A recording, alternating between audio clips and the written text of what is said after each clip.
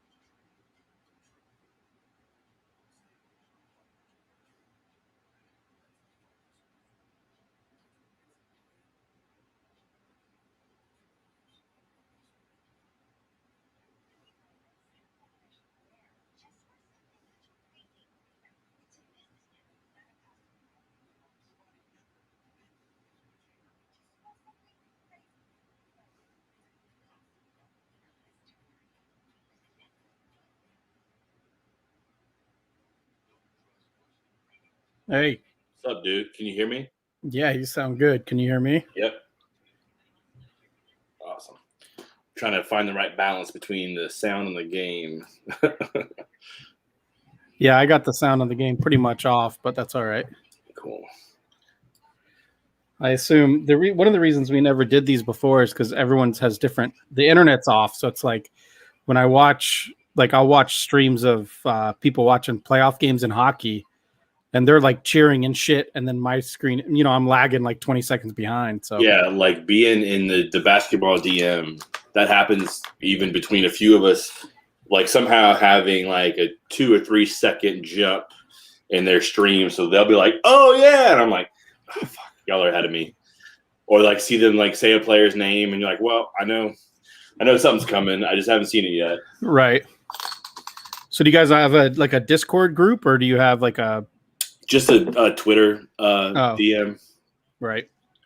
But it's supposed to be a basketball thing, but it's really more just like comic folks who at least like basketball, but also like some other sports too, and talk about bullshit. And it's Ramon, so topics stray, right, to say the least. Yeah, I'm on that beer thread. Everything, it's all over the place. I had to turn off Twitter notifications because of the beer thread. I every now and then will mute and unmute that thread. I wish there was a way to keep it active, but just not tell me I have a notification. Like, don't give me the one badge for that thing. Let me just see it fresh. Yeah. And there's no way to do it. So it's just like, I'll mute it every now and then every now and then I'll just hunt it down and unmute it because it gets a little crazy sometimes. Although it seems lately like it's a little bit more chill than it was like 6-7 months ago. Yeah, now it's only like 2 or 3 notifications a night instead of like 12 or 13 notifications. Yeah. Oh. All right, so Monty Williams was the coach of the Hornets 10 years ago? Mm-hmm. All right. We had him for about 5 seasons. And he got a raw deal because he's a really good guy, and he got fired. I mean, don't get me wrong. The team wasn't like meeting expectations per se, but it was also one of those things where like it certainly wasn't his fault, and they weren't exactly like abysmal. So it's kind of a bummer that he got booted the way he did. Right. So I've always been like, as soon as he left, is always one of those things where he's one of those guys that no matter where he goes, I'm going to wish him the most success he could possibly have, as long as it's not against us. Right.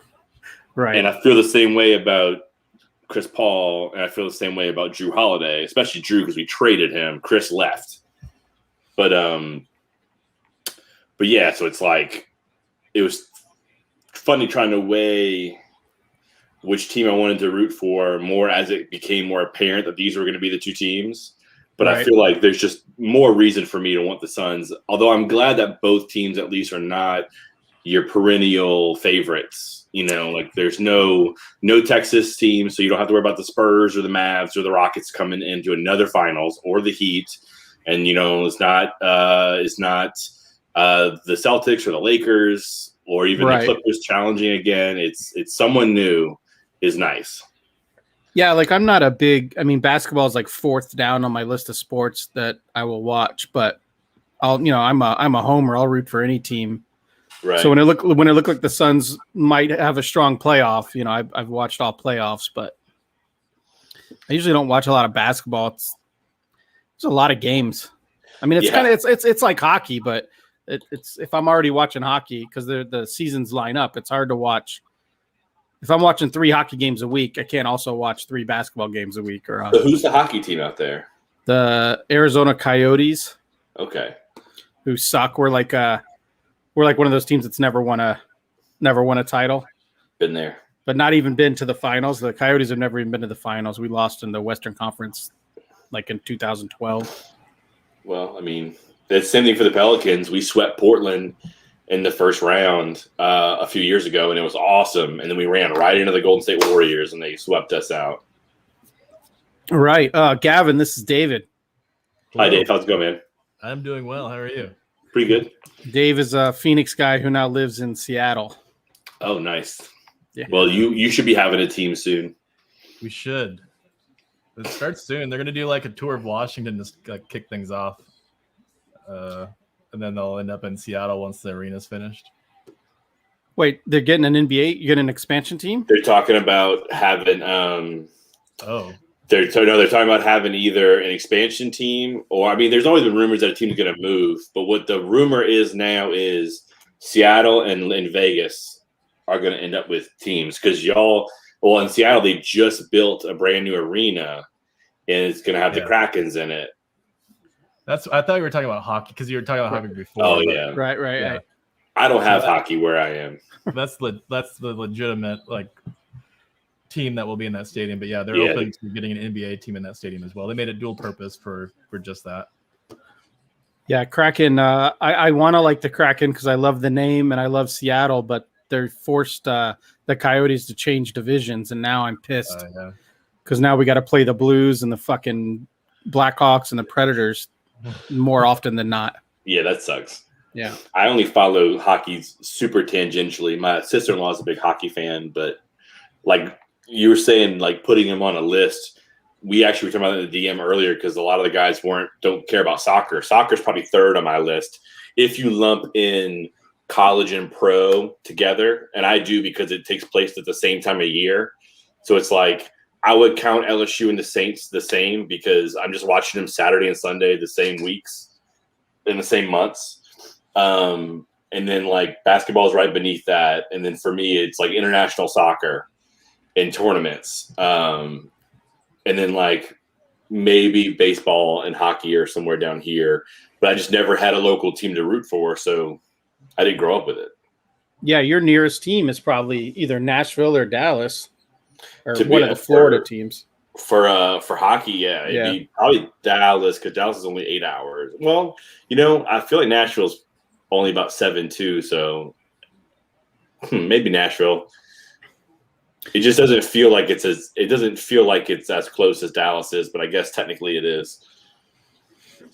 Yeah, over the pandemic, I started watching a lot more soccer, but it's mostly because my hockey team was disappointing the shit out of me. But also, like it's easier for me to watch Premier League games than it is for me to watch my local hockey team because of the media rights and shit like that. Like, I'm so glad the NHL is going to and I think Premier League might both be going to ESPN. Because having the way the NHL has their rights is I had to pay so much money to watch my Coyotes play like shit all season. And then you're not even far, which is nuts. Yeah. I got a MLB TV for free through T-Mobile, and I was super excited to see the Diamondbacks play. Didn't they lose by like 21 runs yesterday? To make it worse, we lost the most. We let them score the most points against us in franchise history, and it was the Dodgers.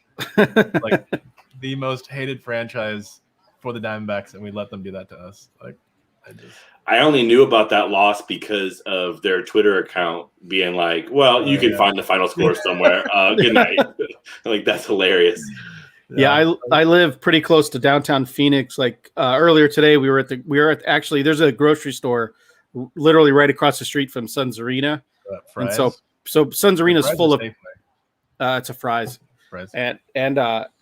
But earlier today, people are just loading up in the arena to watch the game, which I think is weird because you can go to a sports bar and not pay $9 a beer.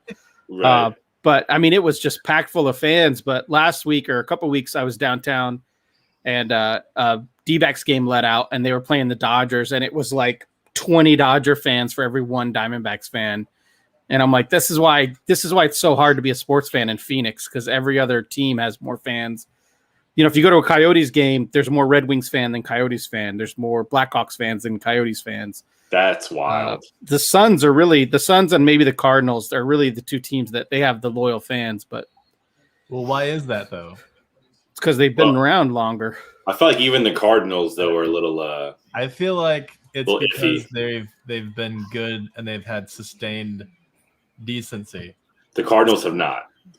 No, but they made it to the Super Bowl Cup not that long ago. Yeah, 10 years ago. But they haven't been as bad, comparatively speaking, to what the Coyotes have been or what the Diamondbacks have been. Not sustained. Yeah. I mean, they had like 2 really bad seasons in the interim.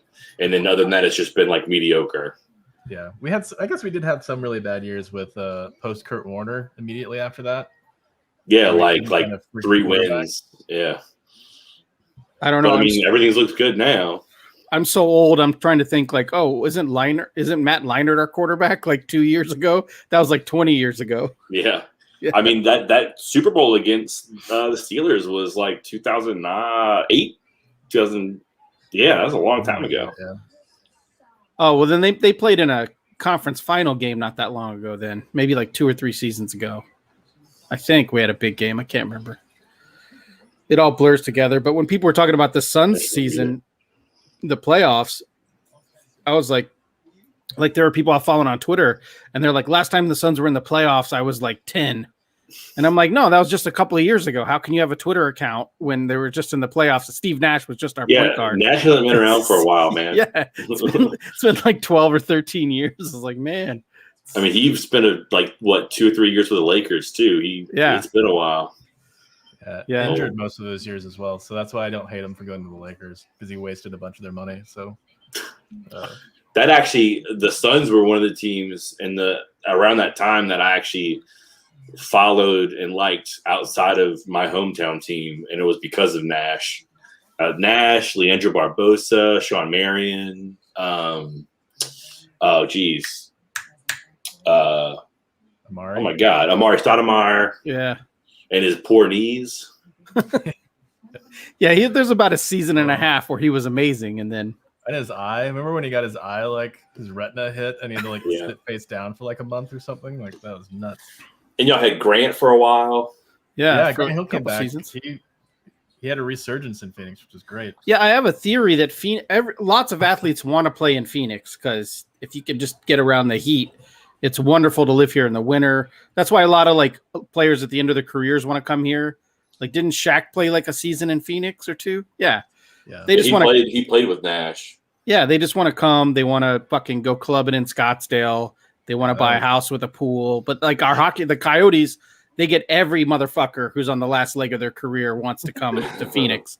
And I think it's just because it's like, well, it used to be like being a snowbird state. Yeah, it used to be affordable. I mean, it's not affordable anymore, but I think back in the day, it used to be affordable. But yeah, I would always like, as a Coyotes fan, when Brett Hull came here, I was like, what's this? What's the point of this? Like, why do we need a Brett Hull or that kind of shit? I think the biggest thing we have going for us is just that we're such a tourist city, so that there's like, everybody has an awareness of what New Orleans is. So there's like, oh, cool, well, I'll go. No big deal. I know I'll get good food. There's stuff to do. There's cool things out there. The biggest thing for us, though, I think, is the weather is a bitch. And people have to adjust to it. We can't go, oh, but it's a dry heat. Yeah, well, fuck that shit. I went out twice today, and it was like 113 degrees. So dry heat or not. I got to get another drink real quick. Oh, nope. So how long have you been in Seattle? Almost 3 years now. September it'll be 3. So I was going to mention your shirt. It's very appropriate right now.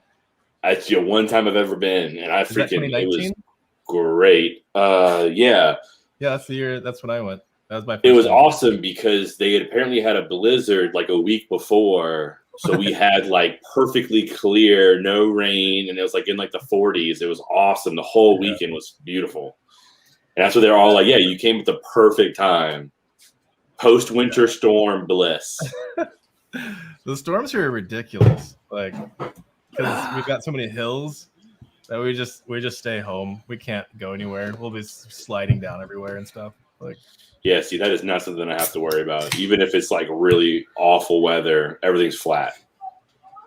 Yeah, my uncle lives in Alabama, and he had a shirt on. He gave me a shirt because he did mountain survival classes or whatever. And the mountain that he was on was like 2,000 feet. And I'm like, that's a hill. And he's like, it's the highest mountain in Alabama. And I'm like, it's a hill. Like Phoenix is at like 3,500 feet. Okay, well, our only hill in I'm not in New Orleans anymore, but in New Orleans is man-made, and it's in the zoo, and it's called Monkey Hill because we don't have hills, and we're below sea level. So there's no elevation. It's all just. Yeah, people always, whenever people talk about sports and they talk about Denver, I think Phoenix is like the second or third highest elevation baseball stadium and basketball. See, I didn't know that. Yeah, 3,500 feet or maybe it's only 3,000 feet right downtown. But yeah, I used to live, when I lived in northern Arizona, I was at 7,500 feet, which is higher than Denver. That's wild. That's why my lungs are so good for a man my is age. Yeah. Yeah, I was thinking once you started talking, Gavin, it's been a couple of years since we've seen each other, but you sound just like Kenny Powers. What? Okay. Yeah. You sound like a that's a compliment, by the way. I'll take it. Yeah. I actually just maybe a month ago went and rewatched all of the Jody Hill. So did I on HBO. Yeah. And I'd never seen all of Eastbound and Down. I've only seen parts of it. So I was like, you know what? I'm just going to run through them all and watch them all again in order. And they're all so good. Yeah. I was shocked at I already loved my brain's fried because I've been drinking all day. The guy who played Boyd Crowder. Oh, yeah. What's his name? Oh, my God. Walton Goggins. Yeah. I mean, I already loved him, but then in Vice Principals, he was fucking killing me in Vice Principals. Yeah. And then Righteous Gemstones was good too, but it wasn't as crazy as the other two. I think he's funny as Baby Billy, and I think Righteous Gemstones is good, but I really loved Vice Principals. Yeah. Yeah, whenever he'd yell at his Korean, because my brother-in-law has a Korean wife, and so whenever he would yell at his, whenever he'd yell at his mother-in-law, yeah, eat your fucking food, Michon. He's so damn funny in that show. And then when you find out his backstory about how he literally has always been like a whiny little snake his whole life. Yeah. I totally I feel that character. Lee. Yeah, I got Scott popping in my Discord. If he gets time to pop into the Discord, he can pop online. Bitch. I feel like I was missing out on the drinking, so I wanted to. Oh, there you go. Well, it's not always. Maybe it's a good thing if you miss out every couple nights, because I never miss out. See, I don't drink nearly as often as I used to. I just have a few things laying around. Oh yeah, I'm now that my kids are grown and I got no kids at home, dude. It's every night. Right. Whereas I'm just prolonging my suffering by having a third. Well, yeah, I saw you. I didn't know that you guys were pregnant, but I saw you talking about names. So November, the day before Thanksgiving, number 3. Nice. Well, at least you're getting them out of. You're still a young man. At least you're getting them out of the way when you're young. Yeah, I'm in what I've been calling my Jesus year because I just turned 33. So it's like this is the year to have everything pan out, and then we'll be golden. Right. Yeah, I'm waiting to hear back on. I'm doing work on a big 2 project right now, finally for the first time. So it's like, all those things that those seeds you've been planting for the last 5 years are finally kind of. Everything's coming together, it seems like. Yeah, I was gonna say Scott can't join in because he's too busy drawing Justice League, like a fucking weak ass excuse. I mean, hey, look, I'm helping pencil something that's Marvel related, so tell him he doesn't have an excuse, unless he doesn't want to be on camera for whatever reason. Right. Yeah, and I saw you're doing yours on an iPad too, right? I saw an Apple Pencil in your hand. Yeah. That's what he works on. Yeah, I had that. I had a 13 HD. I never had like a big Wacom or Wacom, as we've seen a video going around today. Fuck that video. I know. It's like we're focused on making your shit better, not like how people pronounce it. It's not like the Apple's going like, no, you put the pronunciation on pad, iPad, iPhone. No, just make something that doesn't suck. Because that mobile studio, everything I've heard about it is that it's like a heavy piece of shit that's really loud and gets hot. And it's like, make something good. You had the market cornered. Right. And now you're getting blown out because Apple decided like, let's let the iPad have a really good pencil. And then Clip Studio, they're just like, hey, let's make an app that is actually the program. And then those two things happen and now they're getting their asses handed to them. by Apple. Like once I got the iPad back in like 2017, it's hard to not use something. It's hard to use anything else.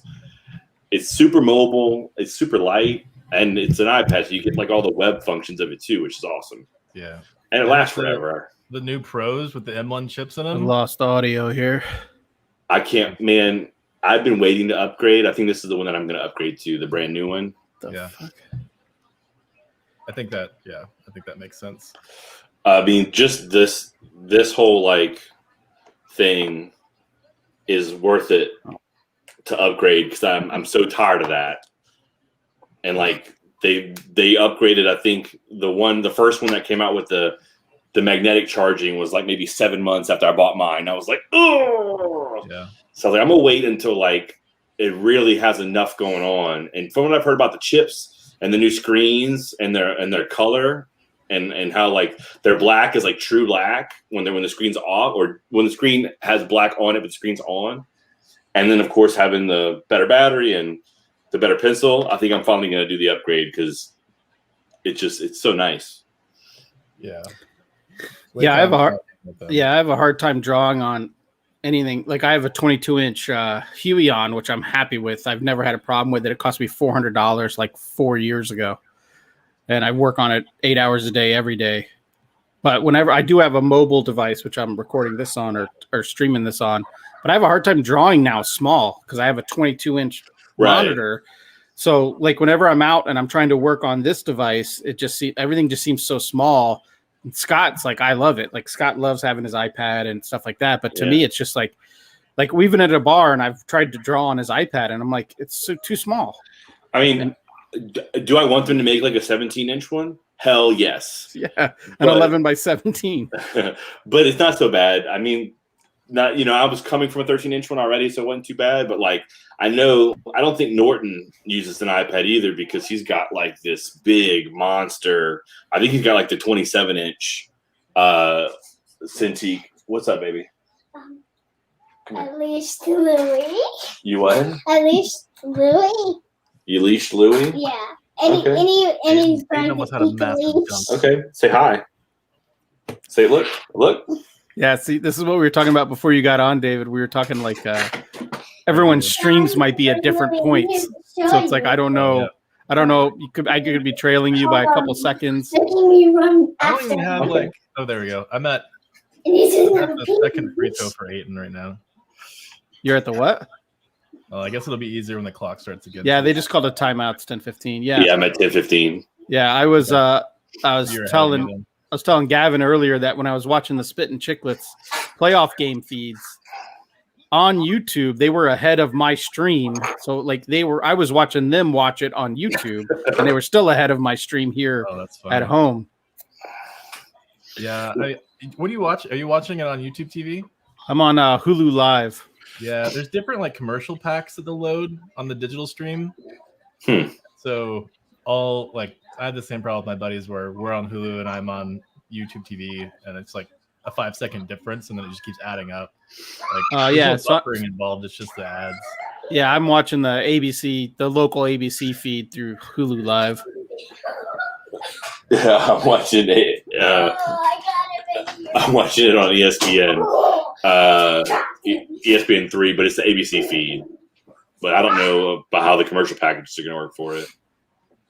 Well, there you go. We're watching the same. This is the state of television now. Is we're watching something on ABC on 3 different options that are not ABC.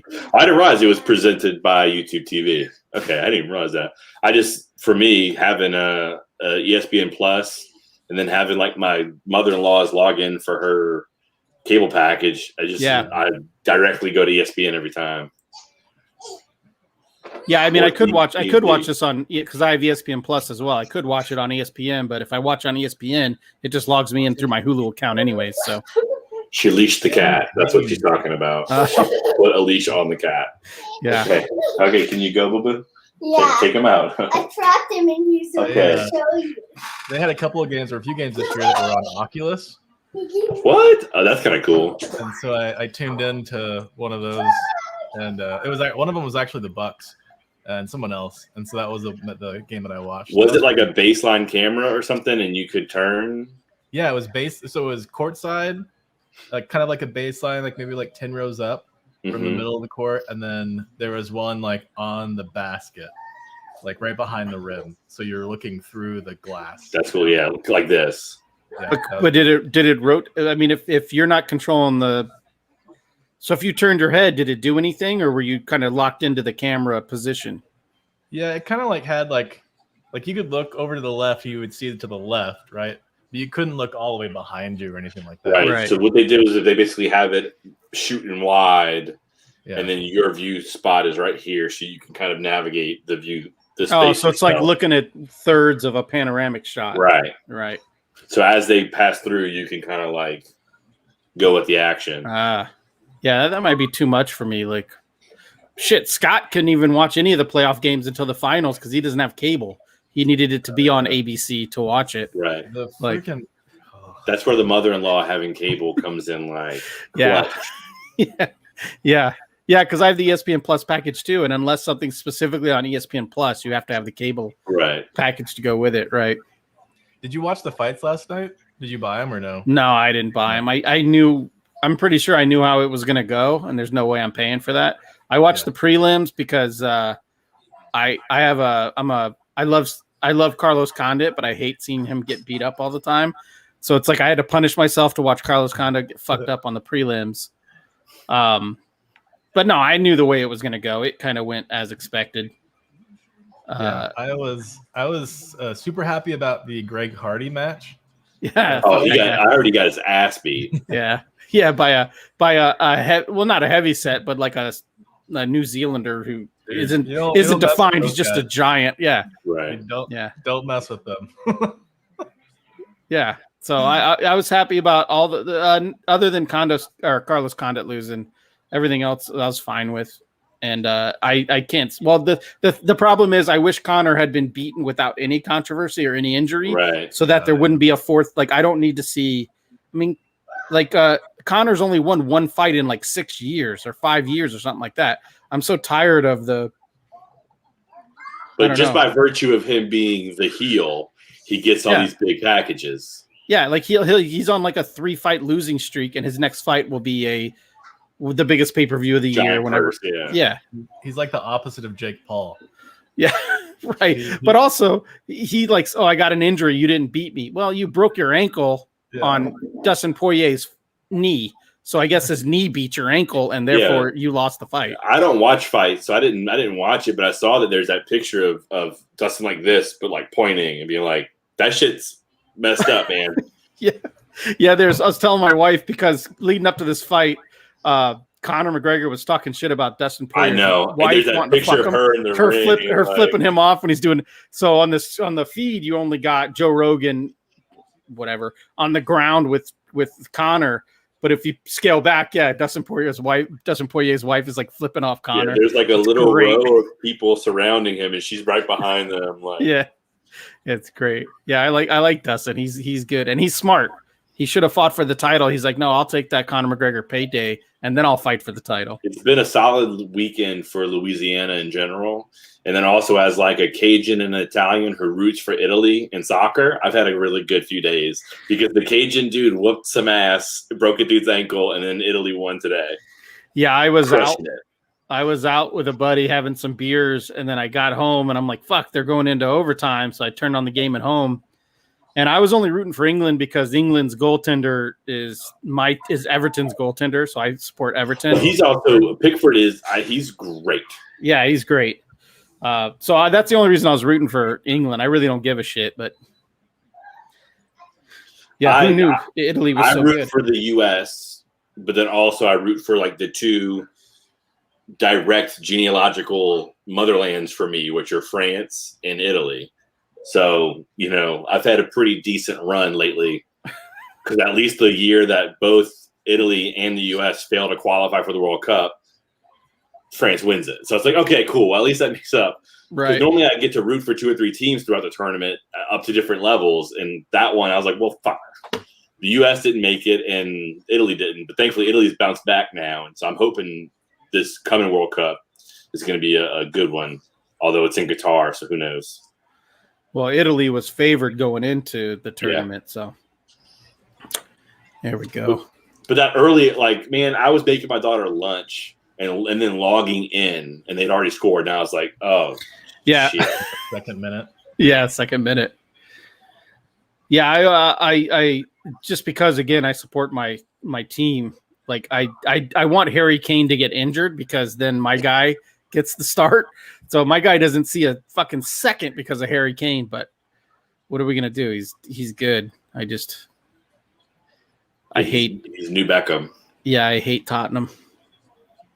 But I guess I hate everybody. That's not Everton, which implies I'm never going to be happy because we're never going to win a trophy. I like suffering. Lasso. Yeah, well, yeah, I did the reason I support Everton is because I did an online quiz and it matched up Everton kind of with the Coyotes. Like they're never the worst, they're never the best, and I'm like, okay, I'll support that. I'm gonna try that because I've been like at different points. Like I really would like Newcastle to do well and be better, but I don't know if that's ever going to happen. And like, you know, like when I was first getting into soccer, like I was rooting more for like popping in and out of trying to feel what felt right, like Reading and like Chelsea. But now Chelsea's kind of gotten to the point where they've been successful enough recently that they're kind of villainy. Douchebags. Yeah, they're douchebags. So it's kind of like, I went with the sponsors on the jerseys, like way back in the day. I was like, oh, Carlsberg. That's so cool. It's like, who's Carlsberg? And then I realized it was Liverpool. And I was like, okay, I'm a Liverpool fan. Yeah, the Beatles. And now Ryan and I can't be friends because he's an Everton fan. Well, yeah. Well, fuck yourself. My brother's an Everton fan. He liked Everton because Tim Howard been over there for a while, and I think Tim Howard was their goalie for quite some time. Yeah, Tim Howard was a goalie for like 10 years at Everton. Yeah, I really just like him. Like I said, I took one quiz equated them to the Coyotes. So I took it wasn't a quiz. I looked at an article and said, if this is your NHL team, this is the equivalent Premier League team. Mm-hmm. So they matched up Everton with the Coyotes because they're never going to be in last place, but you're probably never going to win a championship. So it's just kind of whatever. And I'm like, oh, I can suffer. I've been doing it for a couple decades. Right. And then I actually took another test, like a quiz where you answer stupid questions and it spits it out. And it also spit out Everton. So I was like, I guess I'm Everton. But my wife is like, you spent 10 minutes on the internet and now you're a diehard Everton fan. And I'm like, stop talking shit.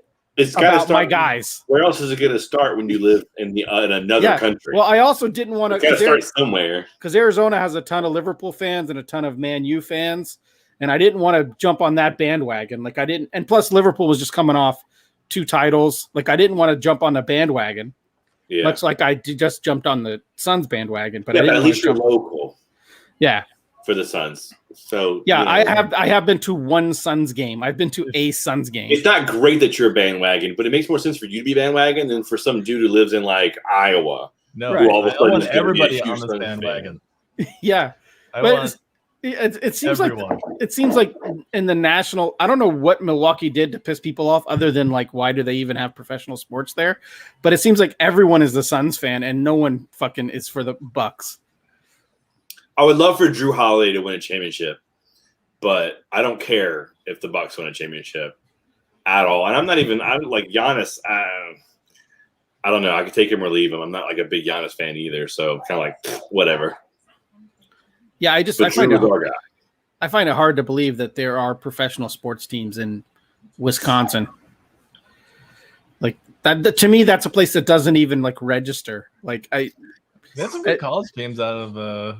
I can't. He says this, but then the Packers live in Titletown. But I don't care about.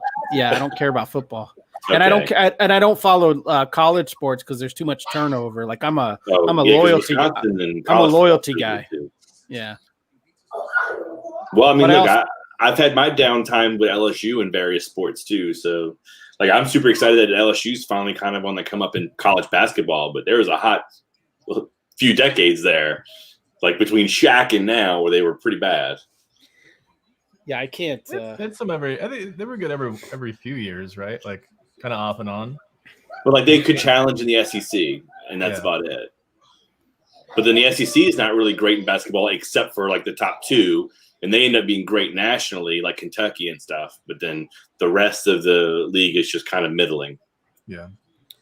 Yeah, I thought I was going to become a college sports guy because I never went to a state school here. Yeah, me neither. And so I thought when my oldest kid went to U of A, I was like, okay, well now I'm a U of A guy. I got like a Bear Down shirt. I was into it. He dropped out after like 2 years. My other kid went to Northern Arizona. My wife went to ASU. As he puts on an ASU hat. Yeah. Yeah, fear the fork, baby. ASU has a good hockey team. Yeah. Yeah. Oddly enough. Yeah, all my friends in Phoenix, and my brother-in-law and everyone, they all went to ASU, so they're all ASU fans. But to me, it's just too much turnover. Like I want loyalty. I want to root for the player, not necessarily the franchise.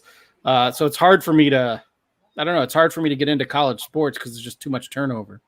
I could understand that, but I also come from a part of the country where it's just like bred into you. It's all college sports where you are, yeah. Right. So it's kind of like, yeah, we love, like the Saints is huge here, but LSU is equally large. What about Tulane? And it doesn't matter where you go to school. LSU is the school.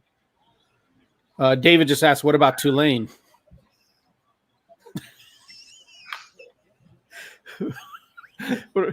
Aren't they the Tigers as well? What's no, Tulane? They're the Green Wave. Oh. The closest I come to supporting Tulane is that before the Superdome was built in the 70s, LSU, the Saints played at Tulane Stadium, and that's about as close as it has ever gotten to me. And now Tulane plays in the Dome. But yeah, no, I don't care about the Green Wave. Conference USA, whatever. Yeah, Trash. Even in my family, because my dad was in the military, so none of my family are big college sports people, but my aunt and uncle are Georgia Bulldogs fan because they live in Macon. So I remember being a kid and going to their house and seeing like the Georgia Bulldog and being like, this isn't a team that I've ever heard of before. Well, it's funny too, because like my high school, high schools borrow college and pro mascots. So we were red and black and we were the Bulldogs and we had their exact same logo and shit. But it was like funny to have that, but then also no, Georgia and their Bulldog. Uga can suck my nuts. We almost got a Kaminsky dunk. That would have been huge. I don't know what that is. That's number 8 right there, fucking slowly lumbering down the court. Oh, because the other guy's hurt. Right? The other Slavic guy is hurt, so now we have another white guy in. Well, Frank's from America, though. He just has that name. Oh, okay. But basically, we have 2 tall white guys. Tall white guy number 1 is hurt. Oh, yeah, Sarge. Yeah, but Sarge tore that. That when that happened, I was like, well, it didn't look too bad. And you saw him like in the locker room, or going in the locker room, like, oh no, that's a tear. That's not a sprain. He's in trouble. He was like, nope, locker room. Yep. Immediately. And like needing to be like carried, basically, like not putting any weight on it down the tunnel. I'm like, yeah, that's bad. So my limited knowledge of basketball is, I keep repeating this to Scott, is we're a third quarter team. So if we're close or leading going into the half, it's lights out in the third quarter. If we have a double-digit lead by halftime, we're like undefeated. But I don't think that's going to happen this. I think the only true third quarter team in recent memory that's like really consistently been the third quarter team has been the Warriors, because throughout the regular season, they will constantly just kind of like coast a little bit throughout the first 2 quarters. And then all of a sudden they'll have like a freaking 40-point third quarter. And you're like, well, screw you guys then. Like you want to like pack your bag, take your ball and go home. Because they ruin everybody's day. And their coach is from Arizona. Who, the Bucks? Steve Kerr for the Warriors played. Warriors, yeah. He played at Arizona. Yeah, and he coached at U of A too, I think. Or I guess it's called UA now. I think they got rid of the of. He never coached there. He wanted to be the coach. He was GM for the Suns. Oh, that's right.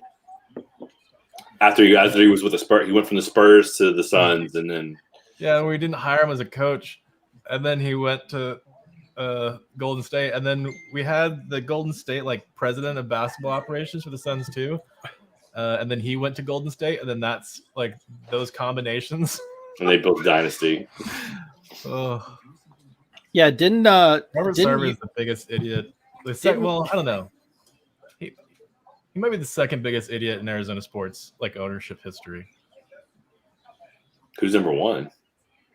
the Bidwells?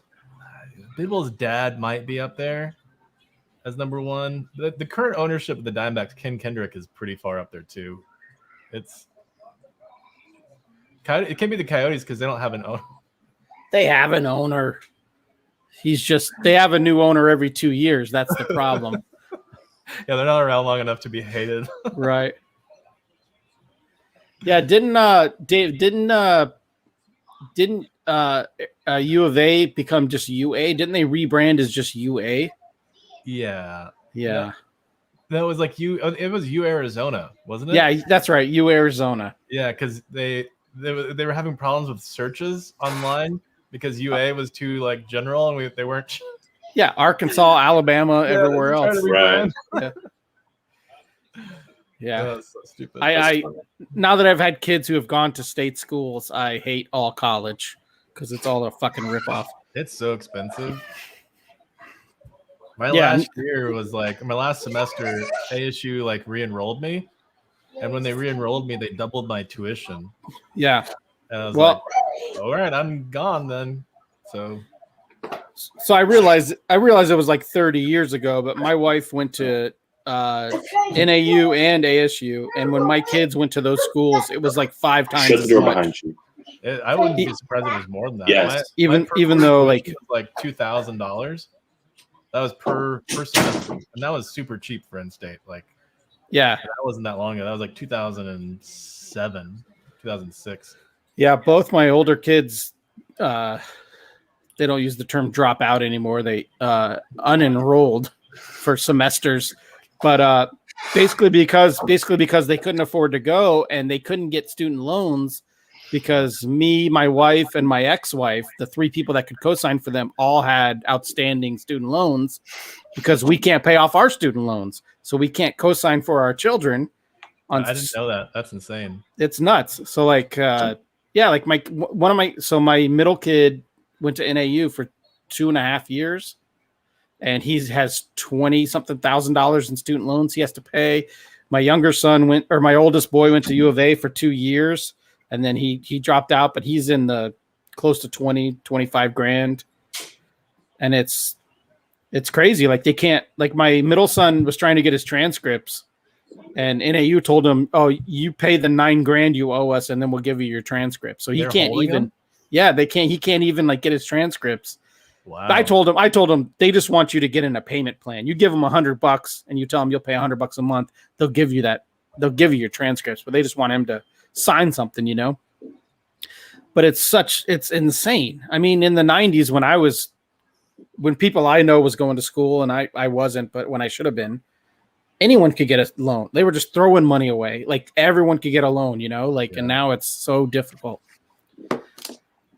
And it's so much more expensive. My son went to U of A and he was in a dorm room, and each of them were paying $1,000 a month to live in the dorm room, and they had to share a bathroom. So one bathroom for every $4,000 a month for every 4 students. $4,000 to live in Tucson. Yeah, yeah. Well, now he lives off campus, and they still live in student housing because his roommates go to school. Uh-huh. So in Tucson, he has a 4-bedroom now for like $1,200 a month. Like that's Tucson. Tucson should be that. And I love I love going to Tucson. The only bummer is my kid doesn't drink as much as I do. I go there. I'm like, let's go to the bar. Let's go to the bar. And he's like, no, I'm just gonna. Fourth. Yeah, he's like, yeah. I go to the buffet downtown. But my kid's like, oh, why don't we just stay here and smoke a joint? And I'm like, why? Because we can go to a bar. And he's like, well, my joint's free. And I'm like, I get that, but. And there's no people. Yeah, and there's no. See, I like being a social drinker. I had a hard time during the pandemic, not really being able to go out. This ain't good for the Suns. They got to close this before half.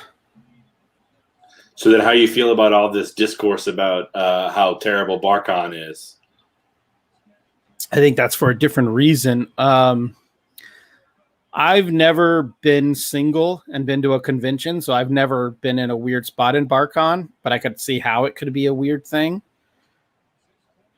But I'm also I'm also of a different generation. I'm closer to dudes who were doing BarCon 20 years ago than I am to up and coming creators who, because I think people that are in their 20s now, they don't drink the way I drink in my 20s or even the way I drink now. So it's not as special to them. I love BarCon, I guess is what I'm trying to say. I live for BarCon. That's why I do shows, is to hang out with people in the bar. Right. I like that too. Yeah. But like that's what I was asking, because part of it is the whole skeevy bullshit dudes creeping on people thing. But there's also a decent amount of people who are like, it just sucks. It's loud. There's this, there's that. And I was like, well, like, I mean, sorry. Yeah. I guess. Those are people that are going to hate going out no matter what. You can, most of these BarCons are in lobbies that are big enough that you can go find a spot that's like, there's background noise, but you can chill with people. It's not like crazy. Yeah. I mean, don't get me wrong. I know some days are bad, but like, usually it's not too bad. And they're like, well, I don't want to be up to like 3 a.m. It's like, well, then don't. You're right. Like, I've never been to a BarCon where people were like, you got to stay here. Like, no, you could just kind of come and go as you please. Well, also the myth of BarCon is people always say like, oh, you don't get work at BarCon. And I'm like, yeah, I don't expect to get work at BarCon. No. I mean, I will like firm up friendships and relationships which at BarCon. Can lead to work. They can lead to work. But yeah, I mean, if you don't want to go to BarCon, but you feel like you have to get work, that's not true. No. So that's how I approach it at conventions in general, is that like, I'm not networking per se, as I'm just building relationships. And it's like, if I end up connecting with someone here and then like I see them 2 or more shows and they think of me for something down the road, that's, I'm not mad at that, but I'm not like actively hustling to be like, I got to put in time here, here, and here and meet this person and that person, Yeah, it's definitely weird. The way I think about it is most jobs just come up when someone is in a position to hire. They just think who's at top of mind. So if you're hanging out with a writer or an editor at BarCon for 3 days in Charlotte, and then they have a job to fill Tuesday morning, right? Their first thought is going to be like, oh, they're going to remember hanging out with certain people. Maybe it'll work out. Maybe it won't. It's never really worked out for me before, but I've also never like completely made an ass out of myself. I dropped a bottle, or maybe it was a can, in the Heroes warehouse, and so David, if you go to Heroes Con on the Sunday night, they let you go into like their back issue warehouse, and creators can shop for back issues and shit like that. And I did like take a turn and I hit my hand on an edge of a desk or something, and I dropped like a can. I don't think it was a bottle because it didn't break. I think it was a can, and it landed straight up, and so beer kind of shot vertically out of it. And everyone was like, oh my God, because I could have been right next to like an Amazing Fantasy number 15, who knows? And so luckily it didn't get on anything, and we got some paper towels and cleaned it up. But the employees definitely gave me the look like, maybe you should leave the fucking garage here now, dude. That's the worst. That's the worst I've ever gotten at like a BarCon, is that. Or someone texting Fabian being like, hey man, your guy was hammered last night. And I'm like, you're a child. You don't know. I was buzzed. You don't know what hammered is because you're 20. But yeah. Yeah, I'm glad that I've never been single and felt like, oh, let me use. First of all, I'm glad I've never been. Well, I'm not glad I've never been popular. But had I been a popular artist and single and doing a lot of shows, I can see how the temptation could be overwhelming, or maybe you get into weird situations. But I've always never been popular, always been in a relationship. So right. Yeah. I just like drinking. I mean, that's my, like when I hang out with like Phil Hester and shit, the biggest bummer is that he doesn't drink and he goes to bed at 9. Like I'm always like, hey man, let's hang out. And he's like, it's bedtime. He like looks at his watch and I'm like, okay, all right, dude. But that's my generation. Oh, we're fucked. We're down by, we're not fucked, but no, down by 15. 15, no, it's not great. No, but if I was to peg a game that y'all would lose, it's this one. It would be this one. Yeah, because this is their get right game. Because it's the first home game and they've lost the last 2.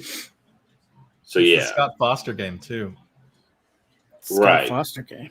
What? Which I know a lot of people are not super stoked about. So there's a referee that's reffing this game right now. Ryan. Oh, he always fucks the Suns. He always fucks Chris Paul. Chris Paul when he plays is 0-11. Yeah, in the playoffs. We won the last time Scott Foster ref is when we won with the Valley Oop. Right. But then Chris Paul wasn't playing. Right. Right. So yeah, the NBA had to be furious when the finals ended up being Milwaukee and Phoenix. They were probably, you could just see the tens of millions of dollars just pouring out of whatever he was it trending pours on out Twitter of. this morning in the U.S. because the announcement of the officials came out this morning. Hmm. And then apparently Vegas changed their betting line as well once that came out. Really? Yeah, so Milwaukee was like a slight more of a favorite to win this game than like prior. So That's fucked up. He's the guy. He's also the guy that remember Donaghy, the guy who was do like point shaving and cheating games and stuff like that and betting. And he was the guy that was calling Donaghy, or Donaghy was calling him like all the time. Like, but he never got in trouble. Yeah, he never got in trouble. But he's somehow still like an NBA referee. I have no idea. It's insane.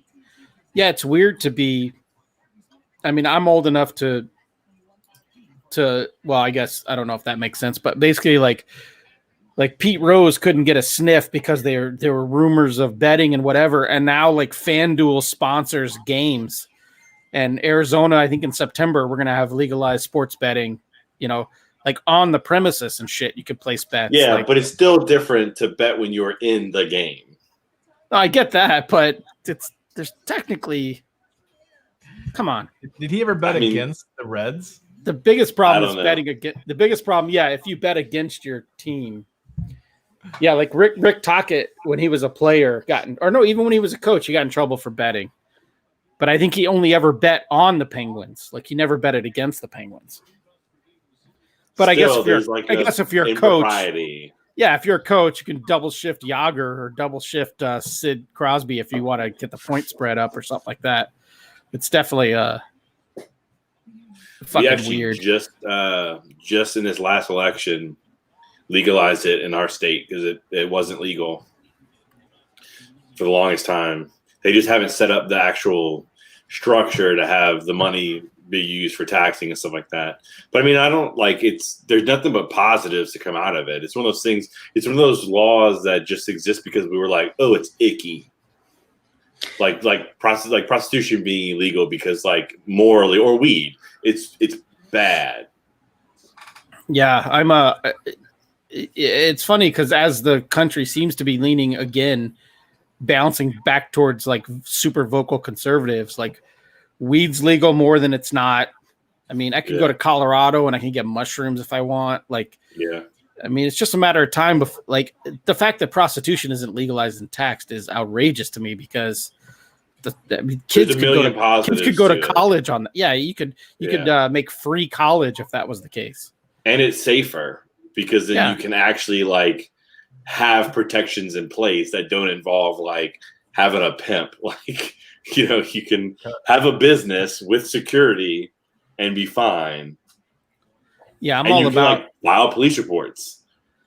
Yeah, I mean, I'm all about sin taxes. Like we already pay. I don't smoke, but we already pay a ton of money on top of cigarettes as a sin tax. Alcohol is heavily taxed. Just tax everything that they find undesirable, and let's put every kid through college, and let's make healthcare free.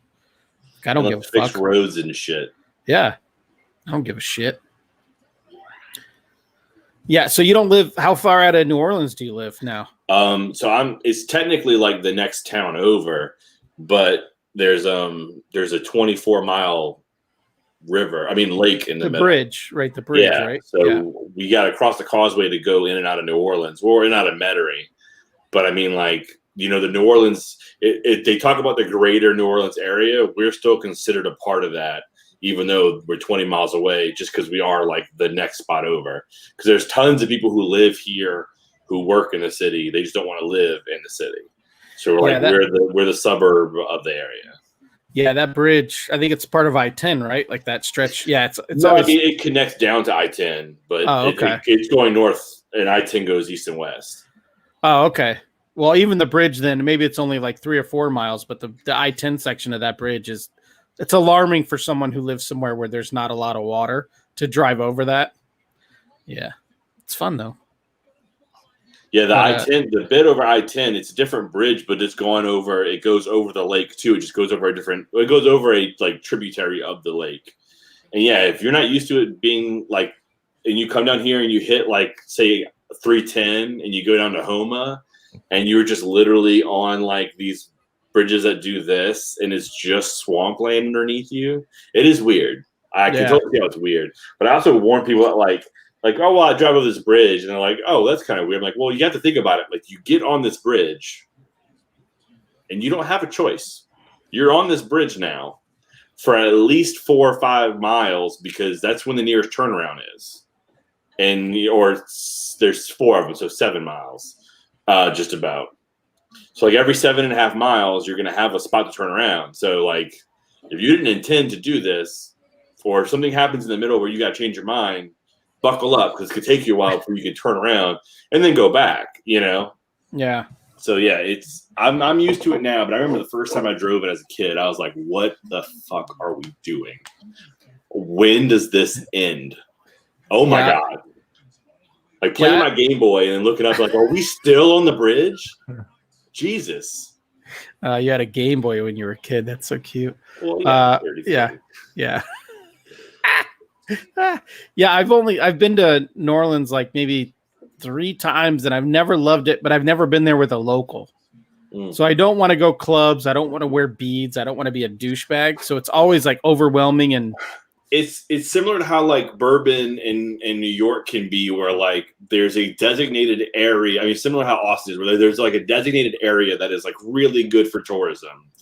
And in our case, it's built on just a few streets. And you know, like so, like with New York, you have like Times Square, and it's like one of those things where, like you can go to it and expect a certain thing, but then other than that, if you want to like be in New York and not deal with stuff, don't go to Times Square.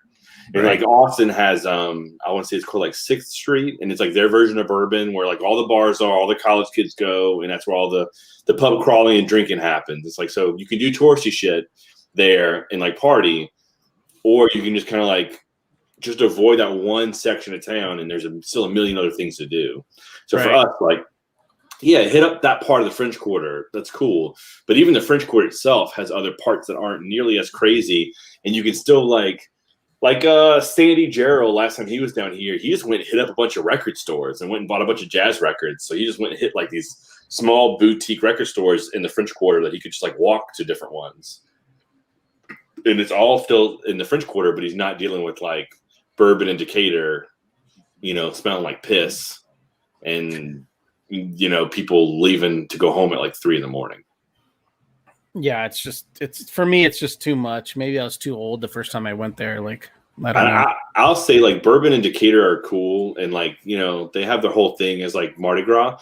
Halloween is the better time. If you're gonna do it and you're gonna decide like, hey, I'm gonna go and I'm gonna just deal with the craziness for one night just to experience it.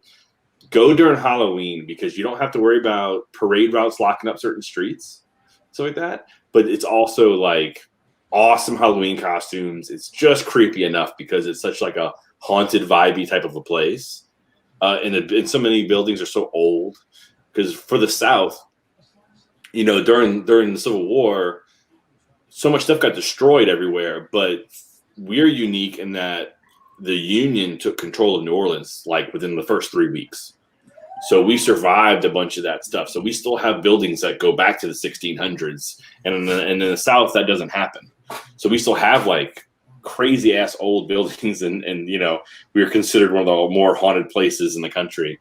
So like if you do a ghost tour and then like go hit up Decatur or Bourbon and hit up those bars on Halloween, that's the time to do it. For sure. Last time I drove through, this would have been like 4 years ago or whatever. I remember we stopped somewhere. And it was a bar, not like a tourist bar. I forget the name of the bar, but it was an older, like the oldest bar in New Orleans. It was on like a corner somewhere. But I remember they had Yingling, and I was like, holy shit! It finally made it like out this far west, at least. We like if it was 4 years ago, that was probably like we literally just got it. Yeah, because that was always my Charlotte. It was always my Charlotte beer. It's always my East Coast beer, yeah. Which again, it's not good. It's like every other beer I drink. It's not good, but right. it holds memories. Yeah, like I'll drink Lone Star when I'm in Texas. It's not good, Right. but I'll drink it. Yeah. Speaking of which, I got to get some more drinks. Finish my root beer. You root beer? Did you? For some reason, because I listened to the Sketched podcast, David Harper. Did you go to the David Harper thing for Emerald City? Well, he and I did something when I was in Emerald City. I didn't do I know that he did some big event. We hung out afterward, but me, him, and Ramon did a little Patreon exclusive basketball podcast that was 40% us shit talking LeBron because it was LeBron's first year. And Alex Caruso because he was still pretending like he had hair at the time. But yeah, no, I remember he did something. It was at an arcade or something, right? A barcade type of thing. Yeah. We hung out at the hotel bar after that, actually. Yeah, I remember him doing that. Ramon who does he like for basketball? Oh, he's a Dubs fan. That's right. Yeah, because he's from just outside Oakland. He's from Stockton, so he reps the Bay Area for everything. He's a Niners fan and a Dubs fan, and he shit talks notoriously, basically everyone else. Yeah, but that was great because during the play-in, I commented on something, and Ramon was talking crap about the Lakers and stuff, and I was like, "Oh, this is great! I'm glad there's more people out there that hate the Lakers because I was relatively to me I was ambivalent about them. I rooted for them against the Celtics when it was Kobe and then against the big three, the latest big three the Celtics had. But now with the whole Anthony Davis situation, I can't help but fucking hate the Lakers because their fans have been such dicks to us. And I hate big programs that drool over star players on other teams and obsess over the oh man, when they're going to be a Knick, just wait. I'm like, how could you possibly it's the worst. I can't stand that thing of looking at someone else's plate. It's dude, you already are a Lakers fan. So why do you have such an inferiority complex that you still are obsessed? Yeah. Oh, are you going to make them? Go for it. Sorry, my wife says I wanted boiled peanuts. Southern thing. Always a yes. She said they're the Cajun spicy ones. So it's but yeah, so AD leaving the way he did, sketchy as hell, and really upset a lot of us. Especially because he still hasn't had that. Whenever a player leaves the first organization, there's a thing of thank you guys, I appreciate your time and your effort and your love, but I'm moving on to something else. He was literally he wore that's all folks shirt to the last game, and he never held a press conference or made a tweet or an Instagram post or anything thanking New Orleans. So there was a lot of animosity about that because he just the bitchest move ever. And then we did the big trade for him. And then, all these fans were talking shit about the players we got from them being terrible. But now they're doing better with us. And Kuzma, who stayed, is seeming to be terrible now. Every team has a moron on their team, I think. And Kuzma he's definitely just brain dead. Yeah.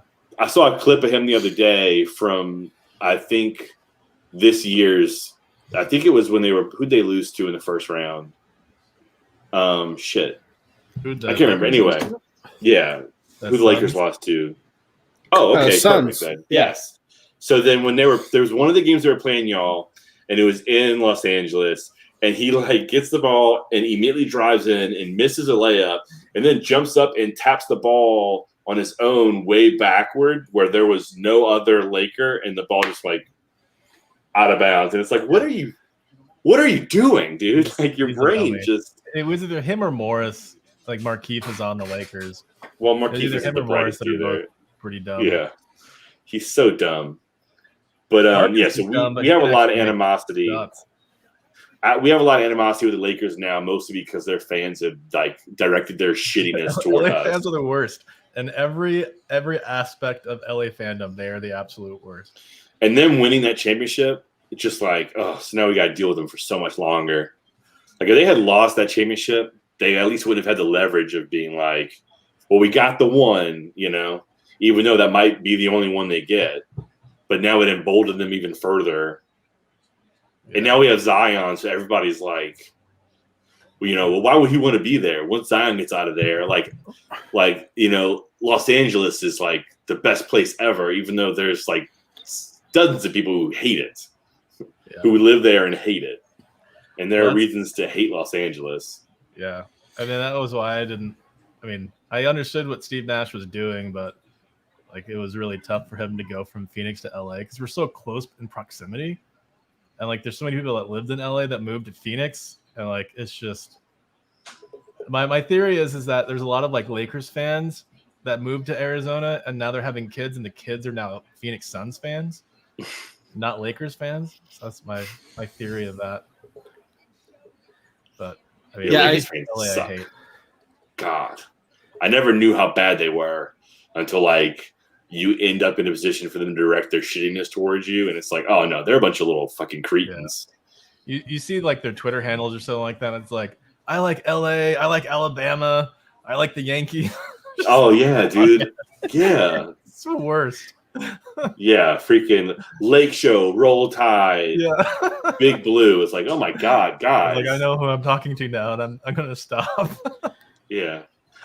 No, man, I've always loved this team that was great the whole time and only won. That's like all the people who were like growing up being Dubs fans. But like we'll laugh at that because we'll come across people with Ramon being a big Dubs fan who are like Dubs fans that live in like fucking Virginia. It's like, oh, you like the Dubs? How'd that happen? It's like, oh, they were winning the championships. Like, yeah, I'm sure you are a Dubs fan. That's great. Congratulations. Yeah. Gotta be loyal to the soil, man. I think the only I am bad in that in one respect, which is probably football. I'm a Steelers fan. Ugh. But I'm from Arizona. We had a football team at that point, but neither of my parents were Cardinals fans. Right. My mom was a Steelers fan, so I was like, and they came and played in Arizona in like 95. And I was like 9 years old then, so I was like, but I mean, at least like, I mean, the Steelers were like good in the 90s, but they weren't like, I wouldn't consider that a bandwagon thing either. Yeah, I mean, and especially immediately afterwards to stick around. Right. They were so bad after that Super Bowl. Oh, yeah. Yeah, I don't, being in like Arizona, I just root for most Arizona teams because I lived here the longest, but I grew up everywhere, but I've been here since 95. But yeah, see, I had to explain. I was in Houston for a party, like a post-wedding bachelor party that my friend had. It was basically just like a nerd sleepover with adults. It's like a Friday night. Right. And I had to explain to them, like, because his wife like grew up in the Philippines, but like her family, he's Asian, but he grew up in Texas and Louisiana. But his wife has like lived in Malaysia and Singapore, and she's lived in like Houston and Dallas and moved around a bunch. And I was like, well, my family, the Cajun side in particular, which is the majority, came here like 200 years ago. And in the last 200 years, we've moved like 90 miles. Like we just slowly matriculated northeast a little bit. So like as far as where we've been, like we just don't leave. So being a Saints fan and LSU fan is like really in the blood. I mean, I have a great uncle who played for the Saints, their second and third years of existence.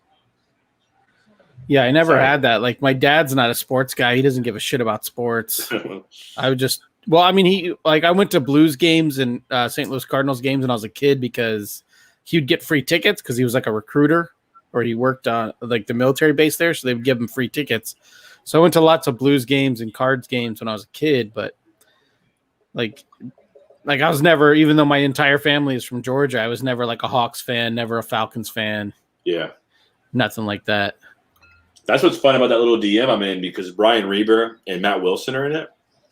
And Matt is a freaking Georgia boy through and through because he's like from Marietta. But Brian's bounced around. Like he's from Alabama, but he lived in Louisiana and now he's in Georgia. So he's like an LSU fan and hates both Alabama and Georgia. But then he's like he's a Warriors fan from way back when he's a kid. But then they were rooting for the Hawks this year, obviously, because the Hawks had a shot. But it's just from but then Matt's funny because Matt is a Dallas Mavericks fan randomly because when he was growing up, like he's not going to root for the Hawks when they're like that shitty. Right. And, like I'll root for them when they're good and I hope they do well. But he's like, but I need to have like some joy in my life. So he was a Mavericks fan. Yeah, I was kind of hoping for a Hawks Suns final, but yeah, I just never went. I mean, even though my entire extended family's from Georgia, I've only spent like maybe a month of my entire life in Georgia. Like I was never taken to games. Like we were Braves fan. I guess we were Braves fans in like the 90s when it was fashionable to be a Braves fan. Right. Then all of a Chipper sudden, Jones years. Yeah, Chipper Jones.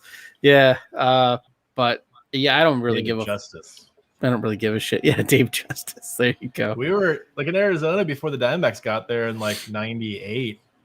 Like there was so many Cubs fans and there's so many Braves fans because we got WGN and TBS.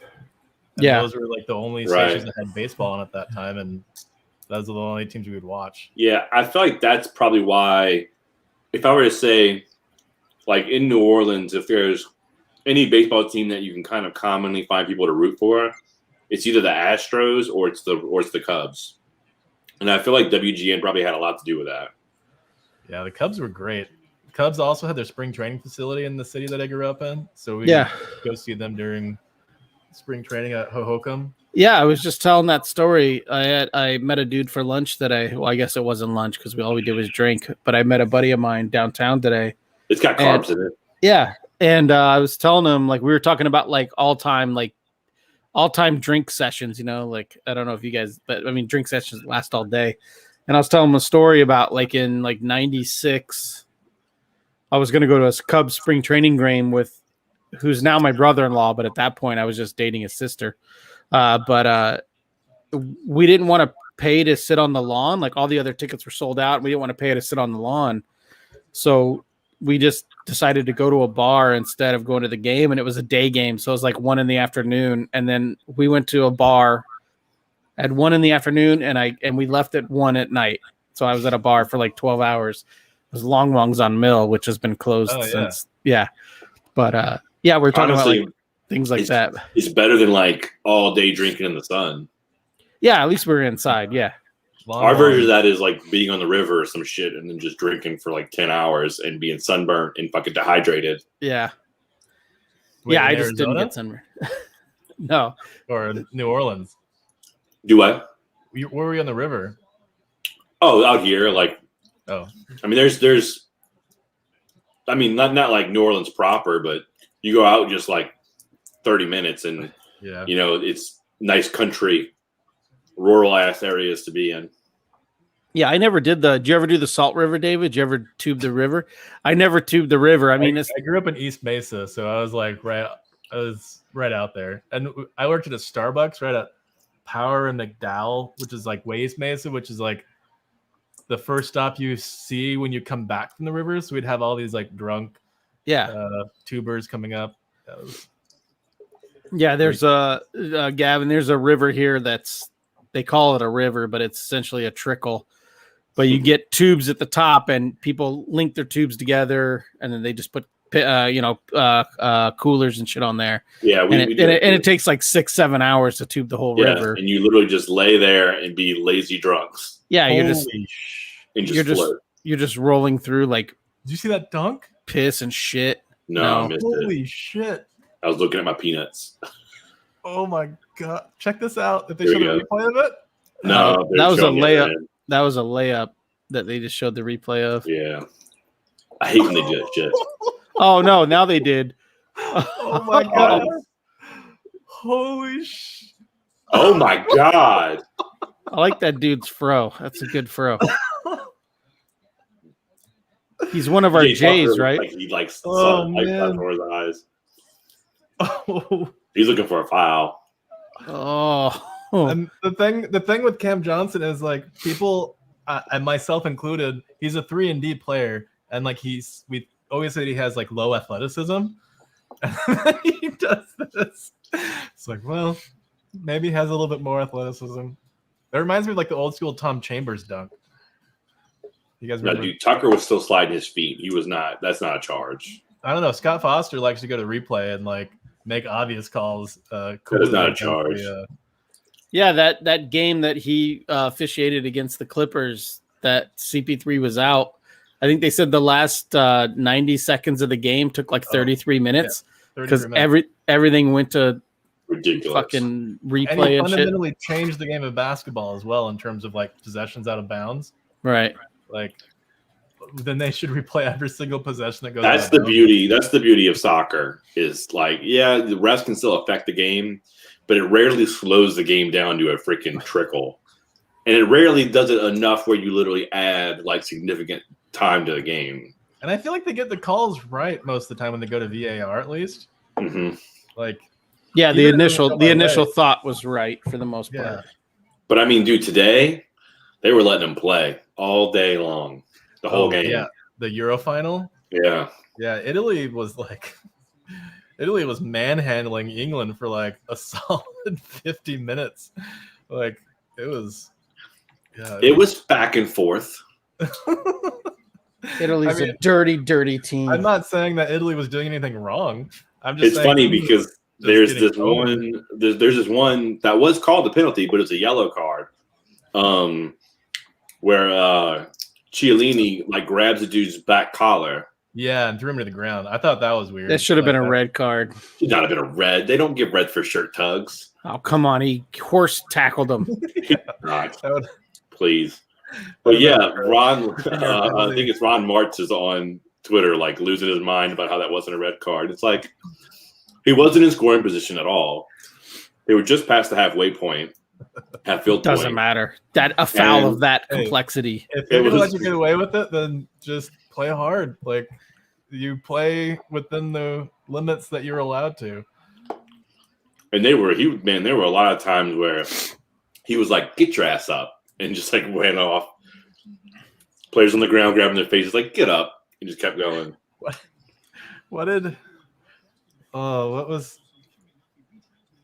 There was a moment. I'll look it up, but I'll get back to this. All right. Yeah, I'm coloring a book that Ron's writing, and all of his emails. I've never met him in person. We only talked on the phone, but we're doing a show together in I think September. But all of his emails are like, "I'm on my way to the gym. I'll get back to you," and then I don't hear from him for 2 weeks. He's like that dude who's gonna be me, because I think he's probably like 10 years older than me. Who's just like always like everything. Every tweet includes either going to the gym or got home from the gym, or he just wants to let people know he's working it. He's been taking his pictures and stuff. I'm like, all right, man, good on you. Yeah, and the gym is always empty. Like, all right, man, cool. That's what us oldies do. Gotta go there when there's no one there. But I had one interaction with him, and it's just because my cousin's husband is a pro baseball player. So like since he's been in the league, my version of fandom is like, okay, well, what team is Aaron on? And he's on the Mets now. So it's kind of like, all right, hey, he mentioned him on Twitter, and I was like, hey, that's my cousin's husband. Go Mets. Cool. Yeah. I'll tell him to chill out because he's like, come on. I've never met a bad Mets fan. You what? I said I've never met a bad Mets fan. Well, talk about suffering. Yeah. They know how to suffer. Right. I feel like if you're a fan of a franchise that leads to long suffering, you build up like a sense of humor and a humility. Yeah, I've never had a team I supported win a championship ever in my entire life. Well, let me tell you, it's glorious when it happens. I bet. You got what did the Saints win 2 in like 5 years or something? Just one? Just one. Yeah, we got really close to going a few more times, but it just never quite worked out. Sometimes too, it was like dramatic, hilarious, and tragic. I mean, one of them was that the New Orleans no call against the Rams, where they very blatantly committed pass interference, and it was a helmet-to-helmet hit, and they didn't throw a flag, and it was like on the 12-yard line, like we're about to score, right at the end of the game, and it was like we either try to score or we kick a field goal to go into overtime, and because they didn't throw the flag, we lost that down, and so we had to kick the field goal. But if they had called the penalty, it would have been a first down on like the 6-yard line with, 4 downs and Drew Brees with like a minute 30 seconds left, so we could have run the clock out and scored, and then gone to the Super Bowl. But I'm not like touchy about it or anything. So yeah. One of the announcers that was calling the who did Italy play before coming in? Was it Denmark? Spain. I think that was in one of the games I was listening to. They called Chiellini a uniquely rugged face. Well, I mean, he looks like a hockey goon, like after the end of his career. He looks to me like what is that Italian director and actor Roberto but not Bellini because that's a dessert. But he looks like Benigni. Roberto Benigni. He looks like him, Yes. but like on a giant frame and like he's been hit a few times because he's tall. At least for soccer players, he's tall. So he's like 6 feet, whereas Roberto Benigni's like a little man. No offense, Ryan. No, it's okay. Wait, what are you? You're like 2 inches taller than me, an inch maybe? I'm 6'2". Oh, Cam Jesus Johnson. Christ! Cam Johnson is single-handedly bringing us back into this game. Dude, he had a great game a few days ago too. Him and Bridges are in at the same time, which never usually happens, but they've been like, look at that. Oh my God. Chris Paul deflecting a pass in front of Giannis. Oh, you guys are like 40 seconds ahead of me. Yeah, that's okay. 501. Yeah, I'm at 516. Oh no, I'm only at 518. Well, now I'm at 516. Cam just hit that 3. Yeah. I'm way ahead of you guys then. Yeah, Chris it's that pass. It's that 5G fiber you have up there in the Southwest. It's all Bill Gates world up there. Yeah. The PNW knows how to run internet apparently. Yeah, if he wants his house to be magical the way it is, you got to support internet for the whole area. I did one good thing. I did get the gig internet right before the pandemic hit, like in February, and it was probably the best decision I've ever made in my life. Because you really needed it and utilized it. I've never had it. I don't know what my internet speed is, but it's always good enough. I don't know what I don't game, so lag's only a problem when I watch sporting events. And when you watch on Hulu Live, the live sporting events lag more than like TV or whatever for whatever reason. So that's frustrating. Servers, the Hulu servers. Yeah, I only get that investment into the.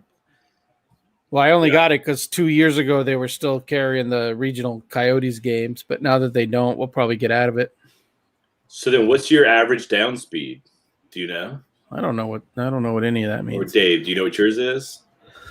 Yeah, it's like 900.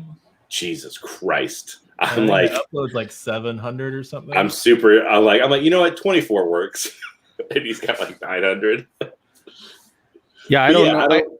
I don't do heavy gaming, so it never ends up being a problem. Yeah, I know. Like when I upload an hour and a half YouTube video, it takes me about 20 minutes to upload the video, which I feel like is way too long. But again, I don't give a shit. You just need to set it and forget it. That's go right. Do something else. That's right. Look at this, Patty Connaughton. I've never seen a dude get hit in the nuts more than Patty Connaughton.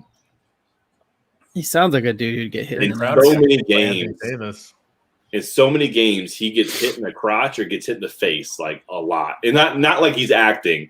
Like I've legitimately seen it happen. There's one time he went to go block Brandon Ingram, and Brandon Ingram came at him with his knee out, and it was just like it hit him in the nuts, and he fouled Brandon. So Brandon scored, got the and one, and Patty laid on the floor with grabbing his crotch. I think he got hit earlier this series. Yeah. Yeah. And that's what I told the DM. I was like, this dude gets hit in the nuts like crazy. 20 minutes later, he was on the ground. I was like, I called it. I'm telling you. If he's not getting hit in the crotch or the face, he's not trying. That's 90% of his game. He's like Deladova. Like with Deladova, if he's not flying across the floor and bashing himself on the ground, he's not trying. I feel like I should. If I wasn't in Phoenix, I should be a Milwaukee fan because I feel like Milwaukee's a place for me. Beer. Like a middle-aged white guy who barely makes any money. Beer. Yeah. Can probably live like a king in Milwaukee. Dude, I don't think I can move back home. I think Arizona is going to surpass Seattle here in a little bit with the cost of living. What's doing that exactly? Like why? It's just demand. It's just demand. Like my wife is. We're currently looking. I mean, she more than me to have a house because we lived apart for a couple of years because of work. So now we're together. So now we can get a house if we want it. And her friend who's a realtor is like, "Oh yeah, people are just buying houses." Oh well, yeah, right now, sight unseen. Like you don't even get a walkthrough. You got to put in your offer just off Zillow, and so people are buying like $400,000 houses in Arizona without ever setting foot on the property. Yeah. It's because the cost of lumber is so high, people aren't building right now. So everybody's buying used houses, and rich people and companies are buying up as much of a neighborhood as they can. Right. Because then they can flip them. Yeah. So it kind of sucks. Like awful. Scott just bought a house a couple months ago, and he was like, "Oh, took us like 7 offers to get a house because they get like 20 offers in the first like hour."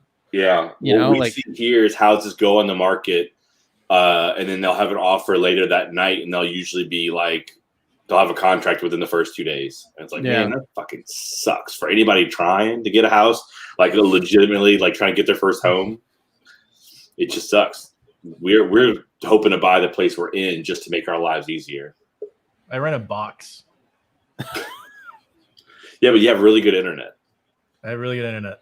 It's because my apartment's so small. It's so condensed that just... Yeah, you get 8G all over your house. Yeah. But see, that's what's awesome about working in the comic industry and living where I am. Since we're effectively in a national market. So you don't make money based on where you live or based on your cost of living like you would with any regular job. Right. Yeah. So it's awesome to live in a place like I am where it is cheap as hell.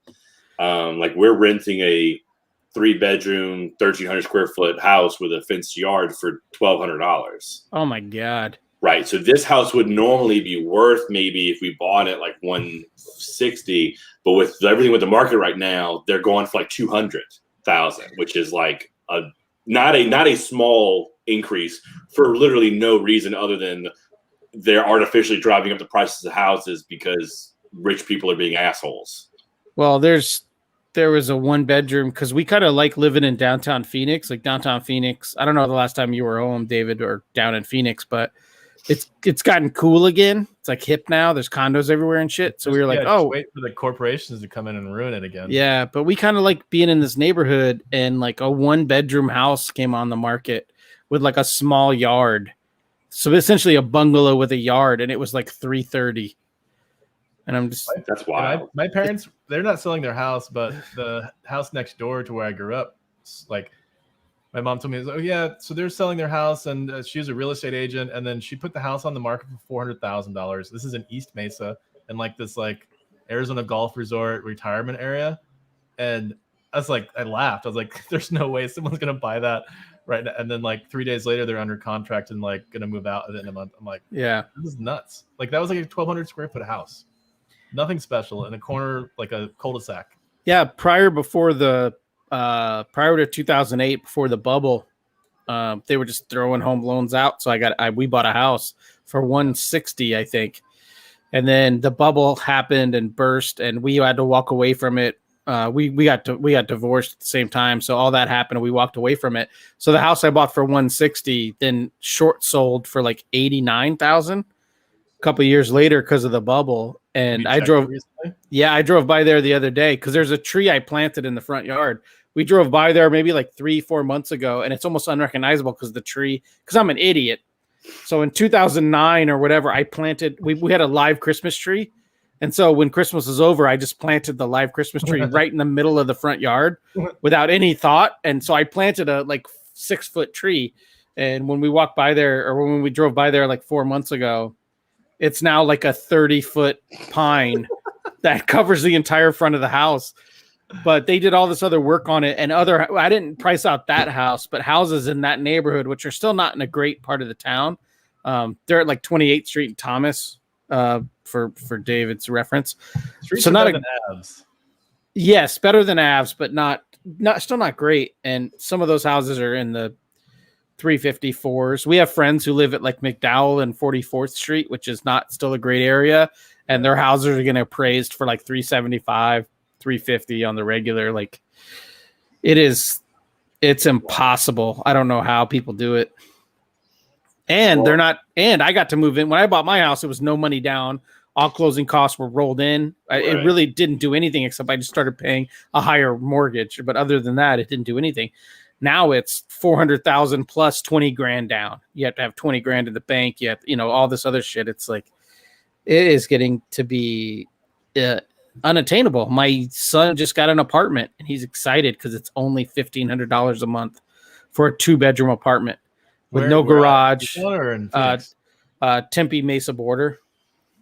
Oh, I was down there I was at Broadway in Dorsey for like 6 years.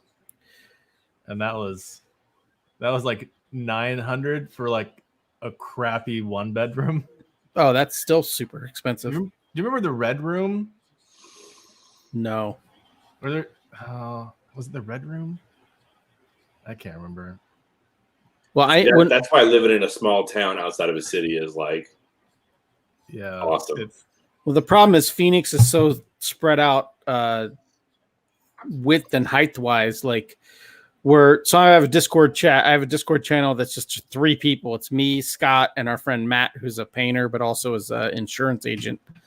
Matt lives at 180th Ave and something, and then Scott lives in Gilbert. So the 3 of us technically all live in the Phoenix metropolitan area, but Matt and Scott are probably 70 miles away from each other, 75 miles away from each other. That's wild. Yeah, and I live like right in the middle of both of them, but the Phoenix metropolitan area is insanely large. Yeah, some of my friends who live in Dallas, they live in different parts of Dallas, but they might as well live in different cities. Yeah. Like, all right, I'll see you. Yeah, I'm going to come hang out. I'll see you in 45 minutes. Yeah. Yeah, it takes me, with no traffic, if I go to Scott's house from my house, it takes me almost 40 minutes, and that's if I can go 80 almost the whole way. That's wild. But we're both still in Phoenix metropolitan area. Yeah. Well, in Seattle, it's only like a 4-mile drive, but it takes me like 30 minutes to get there. Right. It's the opposite of it being like just tightly, super condensed, but freaking ridiculous. Like being in Atlanta. That's how Atlanta is, too. Yeah. Takes you 2 hours to go anywhere. Yeah, my family lives in Roswell, but to go to downtown Atlanta, it's going to take like 40 minutes. Yeah. Yeah. Yeah, when I lived in Seattle for a summer, I actually lived in Bellevue, and every time we went downtown, it would take, even in the 90s, it would take like a half hour just because of traffic across the bridge and shit. Bellevue's the nice part of. Yeah, it was the nice part then, Seattle. Too. Yeah, I was living for free in like a mansion's basement. But yeah. So I can get to the French Quarter in about 35, 40 minutes from where I am, and I'm 30 miles away in a small town that's nice and cheap, So it's not too bad. I just got to deal with that bridge. So if there's a show in New Orleans, do you get a hotel or do you just drive? I usually just drive it. It kind of depends. Like, I mean, I'm not against staying. But it kind of depends on what the situation is. Like if I have enough friends from out of town coming, maybe like I could split a hotel room with somebody. But typically it's just easier to be like, I could hang out till like 11, almost midnight, and then just drive home and be fine as long as I'm not drinking like crazy. Right. And, it's only a 35-minute drive. Usually, our shows are always usually in the convention center, so it's like maybe a 40-minute drive. Yeah, I've never done the show there. When I was doing that book with Fabian, he'd always talk about how good a market that was for him. Fabian who? We did a book called Doc Unknown, Fabian Rangel Jr. Man. Jr. I know Fabian. I miss Fabian. Yeah, he kind of dropped off the face of the earth. Yeah, like all of a sudden I realized that I hadn't talked to him in forever. And I like looked him up on socials and I was like, oh, well, that's gone now. Yeah. Yeah, he because he's out of Corpus Christi, but he would always tell me like, oh, New Orleans is a good market. East Texas is a good market. Yeah. Yeah. Yeah, that's where I would see him was East Texas. I'd see him in like Houston and Dallas. Right. And Yeah, I've seen him in Austin. I'm looking forward to going back. So Austin has not Austin. Well, one of my best friends in comics, or one of my best friends is in like comic art, is a guy named Rob Osborne, and he lives in a suburb of Austin. So there's a con called the Greater Austin Comic Con, and it's actually in Cedar Park, Texas, which is a suburb of Austin. Mm-hmm. I'm looking forward to doing that show just to hang out with him. But like I've done the San Antonio show, which is I forget what that's called, Comic Palooza. No, Houston.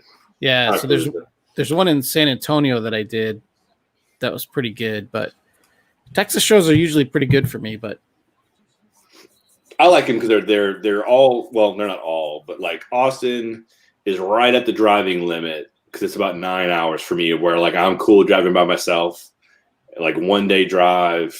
That's usually my limit of like by the time I get there, I'm ready to be done driving. Like Right. Dallas is 8 hours and Houston's about 5.5. So it's like a nice, comfortable, like longish drive. yeah, like Austin's like 12 hours for me. That's about. I mean, I've driven much longer than that, but I know you have because I remember Yeah. when you drove to Heroes and back in like Yeah. like 30-something hours Yeah, so I can do, but I can do Austin like no problem. with no air condition. Yeah, that's no. That might be a rumor that started. I'm 90% sure that it was you and your friend Gonzo. Yeah, we had a rental car though. It had AC. Okay. But yes, the rest of that story is true. Which Driving freaking 30-something hours. yeah, I let Good Gonzo tell Lord, that story dude. all the time because him and I have a studio now. So Oh, when nice. people come visit our studio, sometimes that story comes up, and I just sit back and let him tell it because I enjoy it so much. It's so epic. I'm trying to work out a studio situation for me here too with people who are creative in other industries because we could use the extra bedroom now, and it would just I've wanted to I've also wanted to like working from home is nice, but I kind of would like to have like my own place to go to. Yeah, it's But great. Also, Yeah. I miss the studio environment of having other creative people around, while you're doing stuff. So where do Cody and Rob, where's their studio at? Like Baton Rouge or something? No, they're in Lafayette. They're actually like 2 hours away from me, 2.5 okay. hours. Yeah, so they're too far for me. But it wouldn't be. That's why it wouldn't be with any comics people because the nearest comics people are all like at least in New Orleans, so they're about 30-40 minutes away. And I don't want to drive to the South Shore to go to work every day, and I can't blame them for not wanting to drive to the North Shore. Right. Yeah, I recommend it for anyone who can swing it. Like Just the extra monthly expense. yeah, it's definitely an extra monthly expense, but where we live now, like I said, my wife lived here before I moved back down because I was living in Northern Arizona. So we have like a 1-bedroom spot right now for just the two of us. And if I had to work here all day and then do the dishes, make dinner, be here, yeah, I would die. So we decided like, oh yeah, you should have your own, like you should have a place. So it just worked out that this guy, that Gonzo wanted to get a place too. Yeah. So it's great. It's great. I love it. I love having just about having like keys to an office. Like I got keys to my office. I can go there. Like I can go there whenever I want. Like we got a couch set up in there if we ever want to take a nap, which we don't, but we could. Ooh, we're getting and it gives you some work-life separation too, which in this industry we have like zero of. Yeah. Without like creating it ourselves. Yeah, like I said, my setup is a desktop computer with a 22-inch flat, like a tablet. That's not mobile. So when I leave work, I'm done with work. Like I don't even check emails after like 5. Like I keep, because my wife my wife has a 9 to 5 or an 8 to 5 job, so I keep 8 to 5 hours. So when I get home, I don't check emails. I don't work. Yeah, see, we work opposite hours because it's the kids. Right. That way someone's here for the kids at all times. We don't have to worry about paying for daycare. Right. So you watch the kids during the day and you work mostly at night? Yeah. So I'll work like little half days at night during the week. She works 4 days. So then whenever she gets off Sunday, Monday, and Tuesday are her off days, though I'll work like almost doubles. I'll just come in at like 10 or 11 in the morning and work all day. But I'm here. So like I pop out for lunch or I can, help her whenever she's trying to not scream at people. Yeah. Whenever they're being pains in the ass. And, we can have dinner together. But I am like effectively working all day. So when you're working, though, does she try to keep the kids entertained so they're not going into your office all the time and shit like that? Or it's kind of half-half? Yeah. Yeah, I mean, I don't have young kids anymore. They make their way back here. Sure.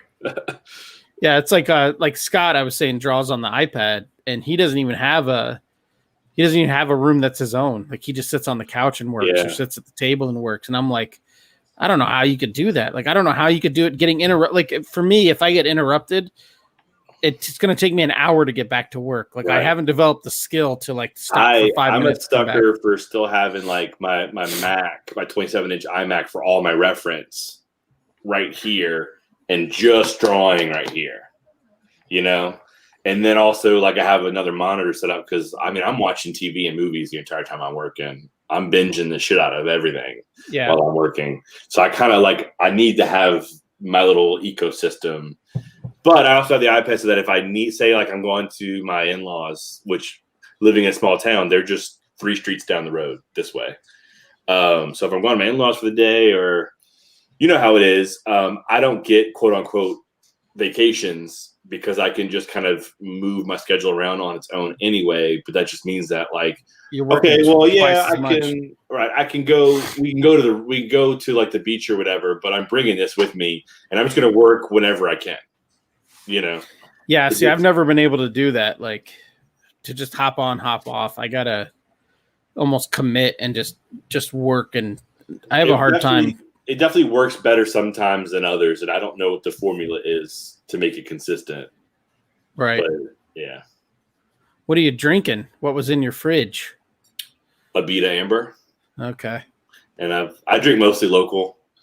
And I do the same thing when I travel. I try to drink just stuff that I can get there. I mean, not that I can't get it other places, but like when we're in Charlotte, I'm trying to drink North Carolina or South Carolina's beers in general. Yeah. And last time Scott and I were there, we went to a brewery that was in Charlotte, like a couple miles away from the convention center, that kind of shit. Yeah. And then like when I was when I was in Seattle, I was drinking as much stuff from Washington as I could. And then when we were at C2E2, Revolution actually had beer on the floor. So that was awesome. At C2E2. That the whole time. Yeah, Phoenix Convention Center just has a deal now. Might be with Santan. I'm not quite sure. But they have a microbrewery inside the convention center now where you can go get a microbrew or whatever. I think might be Santan. I'm not quite sure, but C2E2 was awesome because they had like 3 or 4 different spots on the floor set up. You can go and you can either get it in like a regular plastic cup or you can pay a few dollars more, get a few ounces more, and then also get like a red plastic C2E2 cup. Ah. And it was really fun because then you'd go by like Mike Norton's table and you'd have like 5 of them stacked up. You're like, well, I know what you've been doing the whole time. Yeah. He ended up eventually walking around with a Howard the Duck mug. It was the shape of Howard the Duck's head. And he was like drinking bourbon out of it, I think. Yeah, my brother a couple of years ago gave me a stainless steel growler, so it'll keep them cold it'll keep shit cold for like 12 hours. And if you pour slowly and don't get too much foam, it'll hold 5 cans of beer. Jesus. So usually what I've been doing is the night before a show starts, I'll go get a 6-pack of an IPA or something, and I'll just pour 5 IPAs in there. Right. And then it's got like an old school like thermos cap, so I can pour it right into the lid and drink it. And that's normally what I do at shows is I just drink beer all day long. It's great. Or whiskey. I'll take a flask full of whiskey or whatever. But the problem, like Phoenix, some asshole tried to kill some other asshole at Phoenix maybe like 3-4 years ago. Jesus. So the Phoenix Con now, they used to never check bags of guests and pros. You had your own entrance. You got walk right through. But now you have to go through the metal detector, and now they'll check your bags. They have the little poker. They're poking for bombs or whatever. So like last time I went, they're like clank, clank, clank, and they're like, "What's that?" And I'm like, "Oh, it's my water. It's a thing full of water." And they're like, "Okay." But like if you just tried to bring a bottle, like most convention centers, if you're a guest or a pro or whatever, you could just walk in there with whatever. They're not going to check your bags. Yeah. But now it's like everyone's so nervous and shit like that. But yeah, like fuck, man, we did a show a couple of years ago at Phoenix, and we had Dan Panosian was our guest, and we drank little bottles of bourbon. We're drinking Bullet bourbon and whatever with Dan, and we did a panel. So Dan Panosian, me, and Scott drinking. And we got fucking. I went to that. Yeah, I would say we got hammered, but Scott got hammered. So like we left the panel we were at. What was the panel?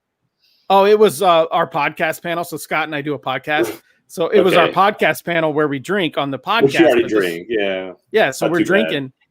So we're drinking, but then like I'm walking back to the table, and Scott and I are, our tables are next to each other, and all of a sudden I'm talking, I look, and he's not there, and I turn around, and he's like stumbling and shit. I'm like, holy shit, he got so fucking hammered because he was trying to keep up with Dan Panosian, who's a real man's man, and I'm half a man's man. Like we're both older than Scott. It was great. Like Scott got fucking destroyed. Those are fun. We did a drinking panel at Heroes. We did the same panel, but with Declan Shalvey at Heroes, and we were drinking ciders and beer and shit. It was great. I like Declan. Yeah, he's a cool dude. I had to drive all over because, liquor laws are different in every state. I assumed I could just go to Circle K and buy booze. And then Circle K's in North Carolina are like, or they're like, what the fuck do you mean? I'm like, where's your whiskey? And they're like, what? And I'm like, I need to buy some whiskey. And they're like, you're at the wrong store, man. And I'm like, what? Yeah.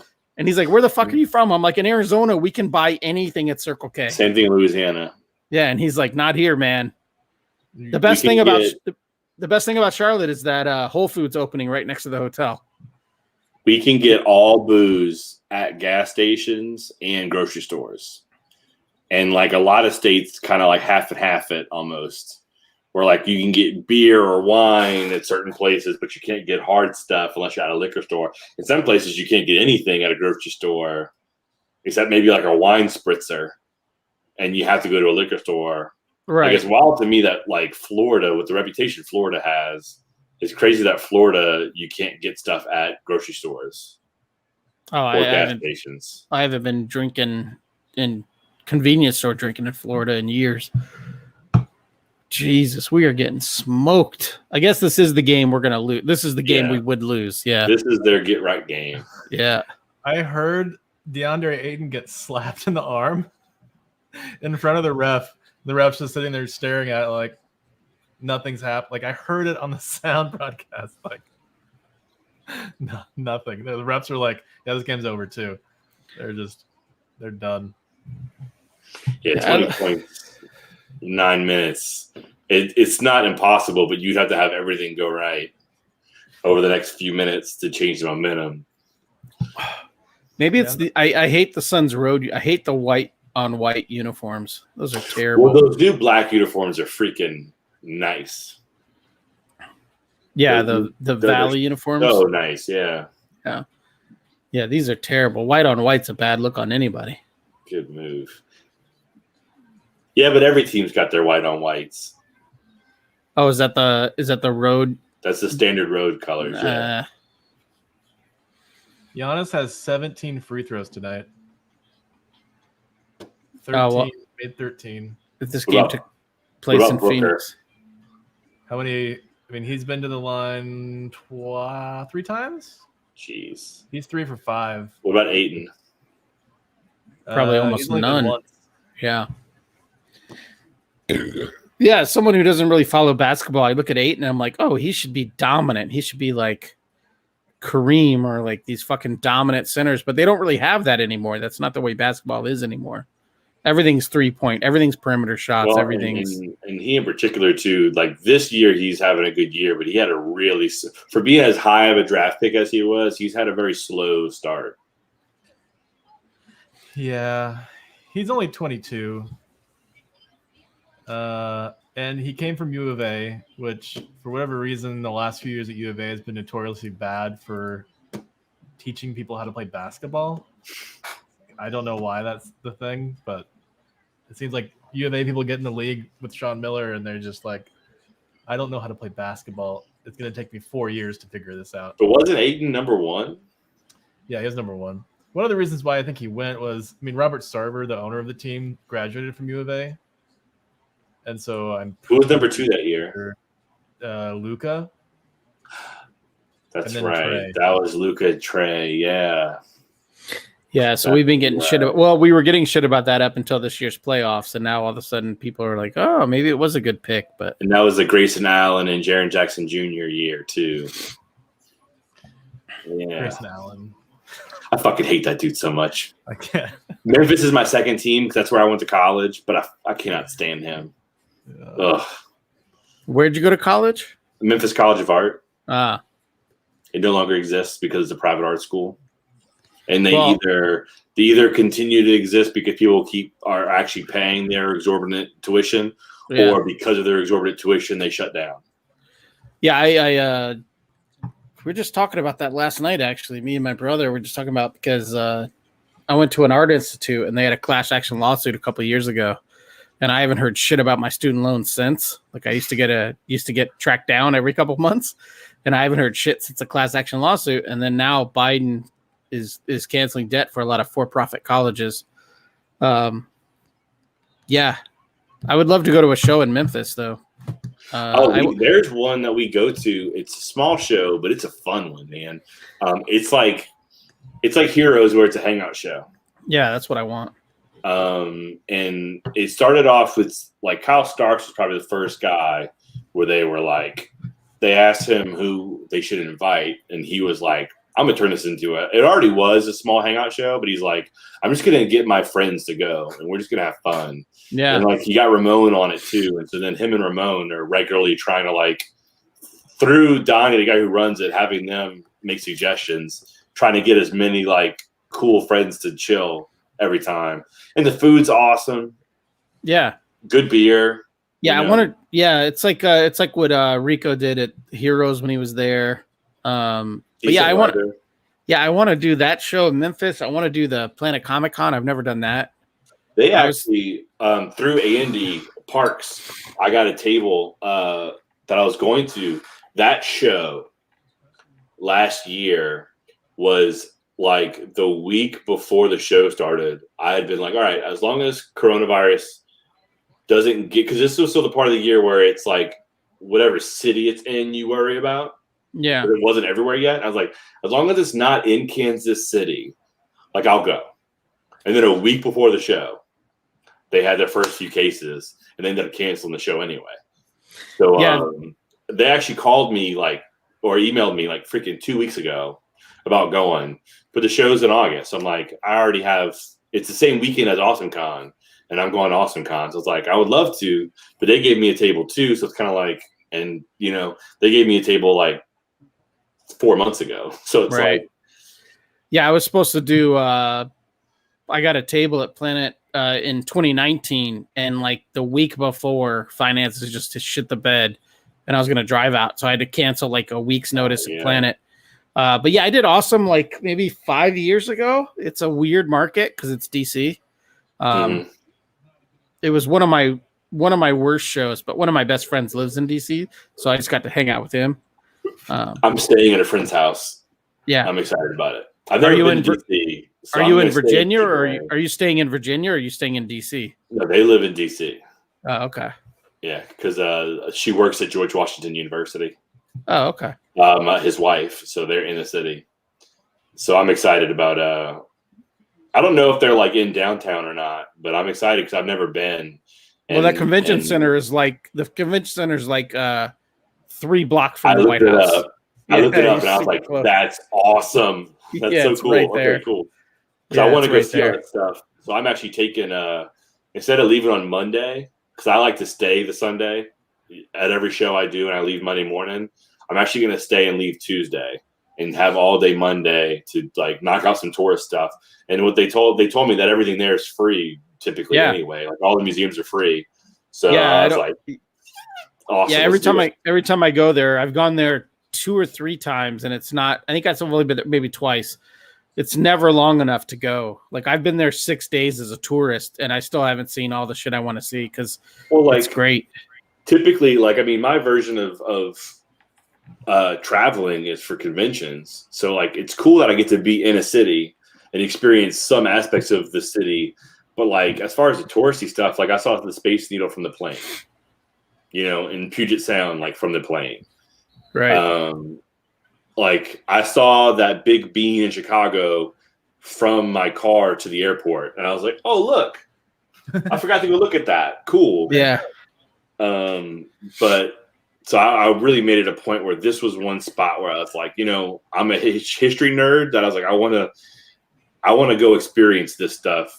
It's so much cooler than like, I don't know, when you're at Charlotte and you're like by a fucking bank building or other hotels, like when you're in Seattle, like, yeah, we're not that far from the pier, but the hotel itself is just surrounded by other hotels and stuff. And the convention center is just surrounded by other hotels, or like a cheesecake factory. It's like, so it's cool. I saw that when I looked it up on the map because I wanted to see how far the airport was. And then on the same map, I could see the airport, the convention center, and then like Capitol Hill and the White House all within a few blocks. And I was like, that's what I'm looking for. That's awesome. Yeah, DC is actually super cool because I've only ever gone in the summer, which is miserable. But I would like to go in the winter where I could walk around and not be destroyed. But yeah, DC is great. Mid-August, so I'm kind of curious to see what it's going to be like. Oh, it's going to be a nightmare. But I mean, you're used to it. Right. Swamp weather, like, they have swamps up there, but we're like, the whole state is a swamp. Yeah, it'll be like August. It'll be like high 80s, almost 90 with probably like 80 to 90% humidity. Which is what you're used to. Yeah. Like we went to Charlotte, and I remember a lot of the people when we were at Heroes like, God, it's so humid. I'm like, this is just like 2 degrees off of what I was used to. Whereas I flew to Chicago, it was in the mid 60s in Louisiana, and it was in the 40s and snowing in Chicago. And I was like, fucking great. Yeah. Yeah. Like here in Phoenix, like we had monsoons the last 2 nights. And so our humidity level is like 9% right now. And it's a little outrageous because it's 112 and like 9% humidity. Yeah.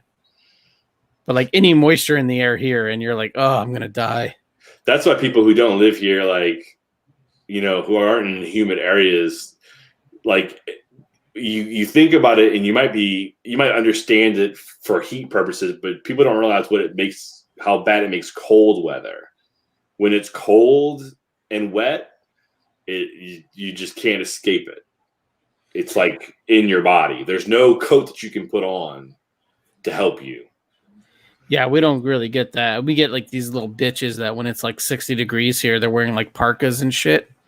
I'm still in like shorts and flip flops, but like, yeah, friends of mine are showing up with like beanies and scarves and like puffy jackets. I'm like, come on. So we vacillate. We vacillate from like into the like mid 90s. I'd say I'm not going to include like extreme weather, but like mid 90s up to 100.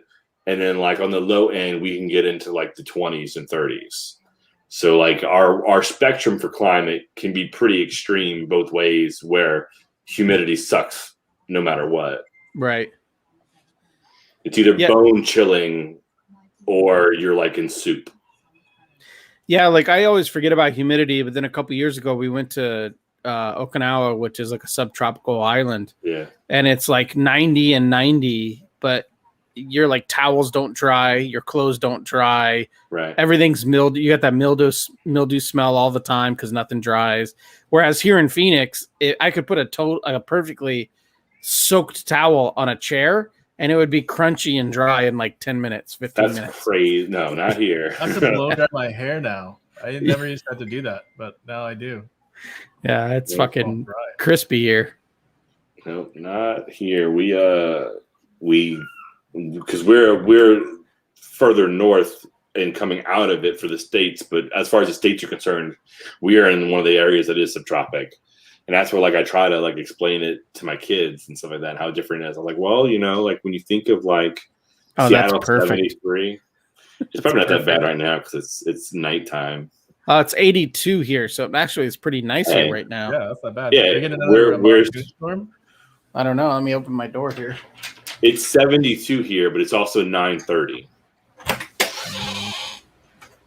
Yeah, the sun's still out for another 2 hours here.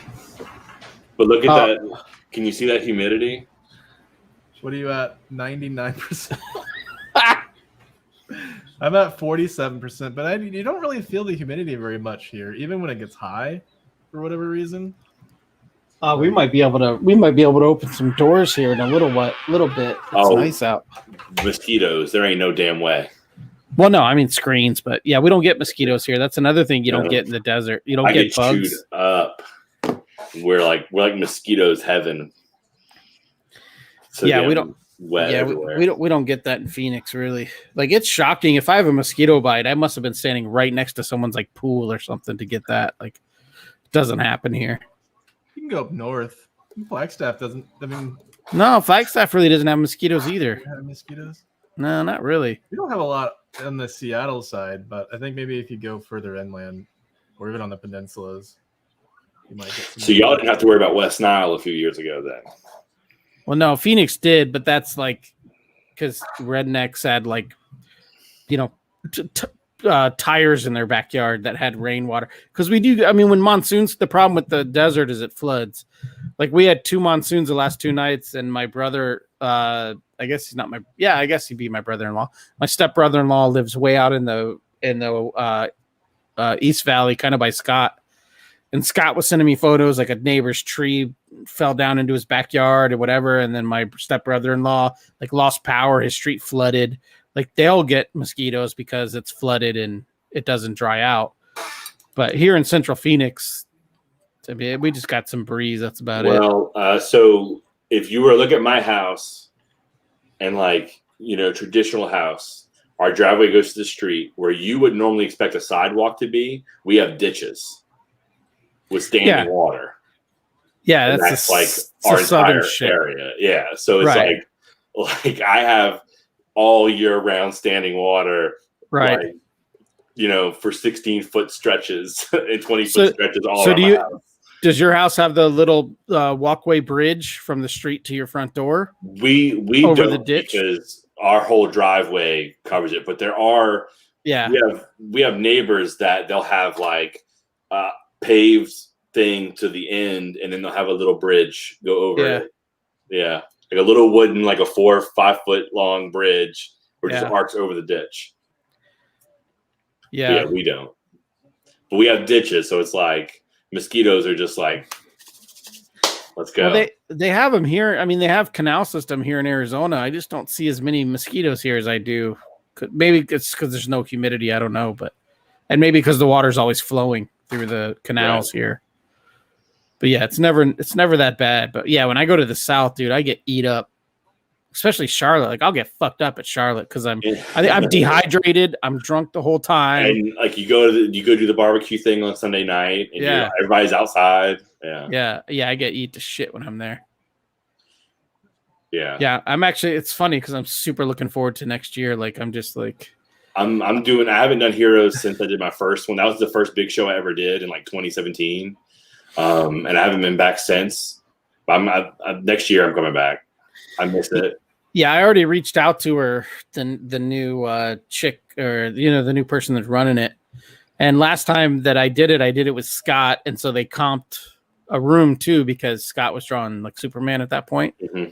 And so I just reached out to her a couple weeks ago and just explained like, hey, I would love to come back next year or whatever. And she said, yeah, I'll reach out to you when we know the dates for sure next year. And then she's like, would you be coming with Scott again?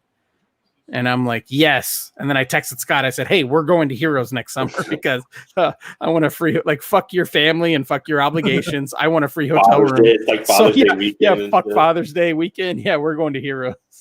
That's why Cody never goes, because it's always Father's Day, like right around Father's Day. So he's I mean, I did it for like 4 years in a row, and I just text I guess my kids are older, but I just text my dad. Well, it's never been a problem for me. Father's Day is like maybe they're a little nice to me. They don't do I don't get anything fun out of Father's. Like we don't do anything legit for Father's Day. You should be able to go out of town for Father's Day. That's what Father's Day should be for. Right.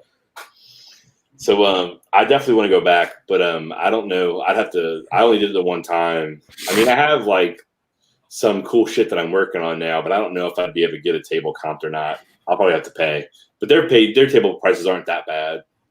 At least they weren't a few years ago. Right, I don't know. They're like now. $300 versus like $450 for like a Reed Pop show. Yeah, fuck Reed Pop. I applied for Chicago, but I'm not that worried about it. Yeah, like my studio mate applied for all 3 of their shows this year, and I think he only got one. He got the Miami show next month. Next month. They just started that one too, didn't they? Yeah, I think they just bought it. SuperCon or Miami SuperCon. Yeah. And they had that show in Philly they just started a couple years ago. Yeah, I used to get Emerald City. Before they sold to Reed Pop, one of their minority owners was a fan of my work, so he'd comp me a table. That's nice. But as soon as they sold to Reed Pop, done. I can't even get emails back. Like, I don't like the idea of like applying for the table and then having to pay for the table. Like, it just seems weird. I get it, but it seems weird. Yeah. Like, you got to beg for a table, then you have to pay for. Right, you have to beg for the right to pay for a table. Right, because they don't want to do the work to have someone scout a group of creators. Yeah. Yeah. Yeah, but, I don't think we're gonna win this game. I am going to New York for the first time because I'm gonna help Robert Wilson at his table, and I'm gonna hang out. RW3. Yeah. I'm gonna pick 4, RW4. Ah, sorry. I'm gonna pick up. I'm gonna do some pre-show commissions and have them pick up at the table, and I might have like a couple books, but other than that, I'm just gonna hang out because I've never been to New York. And he was looking for someone to split a hotel, so I was like, I need the business expense, so why not? I'll get to go meet some people. It's a huge show. My studio mate and that guy, that artist Juan Doe, they both say New York is insane. Like, you'll make your money back. Yeah, and I'm like, I don't know, because it's $2,000. If I went out there, it'd be $2,000 for the weekend. And he's like, you'll make your money back. And I'm like, I can't take another person's word for that. Robert talks about it. He's like, it's a big investment to go, but it pays off every time. You just need to be prepared to spend the money. Right. And I don't know. Well, I'm just not ready right now. Right. You know? Are you flying to all your shows, or are you driving to any of them? Flying. Yeah. I normally only fly once a year, but I'm flying 3 times over the course of 3 months this year. But I mean, it was great because I had my canceled flight as a credit from Planet from a few years ago that I paid for. And that paid for my flights to DC. And I paid for my flights to New York, had some money and I still ended up having some money left over. So I had $88 left over. So then I booked my flights to DC, and with that $88 taken out, I only ended up spending like $100 and something bucks. The flights ended up being super great prices and nonstop flights to New York. Nonstop flights for super cheap. I'm excited, but I know the hotel. We talked about the hotel price. It's going to be like $1,300. Something stupid for 3 nights or 4 nights. For 4, for Wednesday night, then Thursday, Friday, Saturday, Sunday, and then coming home Monday. 5 nights, yeah. Yeah. He's at Houston though, right? Or now he's in Oklahoma. Oh, really? Yeah, that's where he's from and his family's from. So he and his wife figured that it'd be better to at the point that they were in their lives to live closer to the grandparents. Also, so probably much cheaper. Now. Yeah. He's actually running a show out there soon. They asked him to help put together the Artist Alley. I don't know what show it is, but I think it's in OKC. Oh, so to be about doing it. See, OKC for me is a 12-hour drive on the dot. It's like I guess from Phoenix it'd be a 14-hour drive. But you should hit him up. Yeah, exactly. I always drove through there at night, but it's always a place I wanted to stop. Yeah, it'll be 2022. So I don't know when. But maybe I'll shoot him an email. Yeah. Yeah, because I know that he just offered it to me offhand. He just mentioned offhand. But he's one of my better friends in the industry. Yeah, he's a cool dude. Yeah, I don't know if this is gonna happen, guys. No, I don't think we're gonna make up 17 points. 17 points in 2 minutes. Soon to be 19. Yeah, the other night in Phoenix. Oh, sorry. Delay. That's funny. Yeah. The other night in Phoenix, we were up by like 15 or something, and they were still fouling us with like 90 seconds to go. And I'm like, come on, man. Just like, get out of here. No one wrap gets it up. hurt. Let's just call it a day. Yeah. The refs need to keep calling fouls to pad the box score so it doesn't look as bad when it comes out. Well, I mean, this will be the biggest rout of the series so far, unless we do something here. Oh yeah, it's gonna be. But yeah, I'm doing Road City too, which I'm excited about. Oh yeah, that's another show. Reed Pop bought it like 2 years after they started it, so I never got to do that. Reed Pop owns Rose City? No, Rose City's not Reed Pop. Rose City is with the same crew that does Awesome Con. No, Rose City is Reed Pop. Left Field Media. So. Really? Mm-hmm. I thought it was. Huh. I think they may have had it at one point, but they don't have it now. Oh, okay.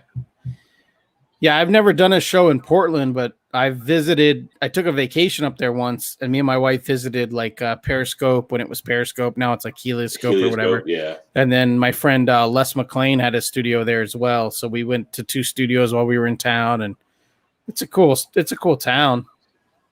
Yeah, those Helioscope guys are actually the reason why I looked into going, because it was Steve Lieber and Jeff when we were hanging out for a different show that were like, actually it was at Emerald City. He's like, look, come book the Portland show, and then we'll find a place for you to stay.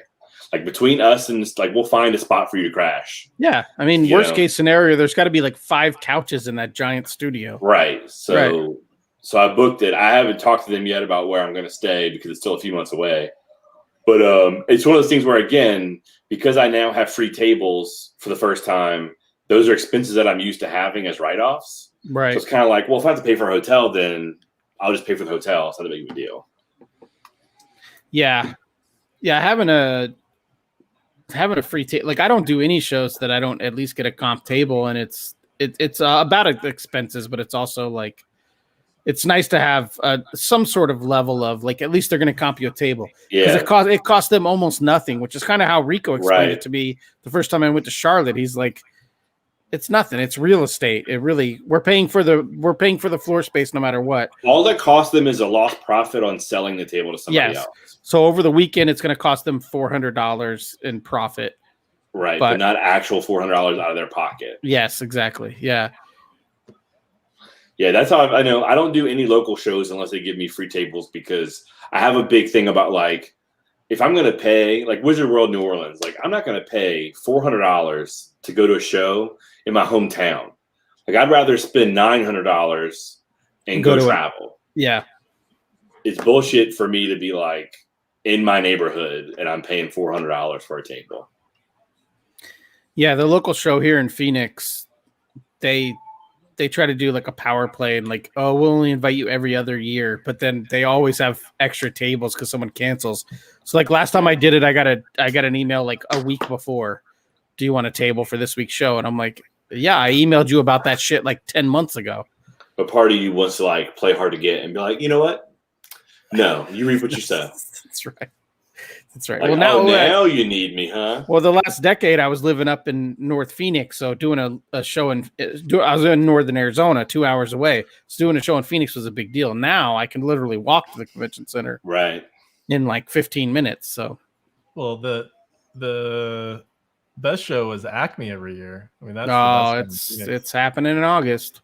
Is it really? Yeah, but have you announced yet or? I put out something, but it's going to take place. It's not going to be quite the same. It's going to take place at 2 or 3 of the locations because they moved. Samurai? Yeah, they're all samurais, but the Phoenix Samurai moved.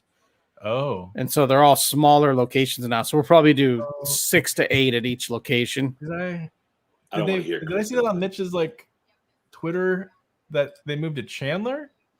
Yeah, so there's a new store, like a net new store for them. So there's a new store in Chandler.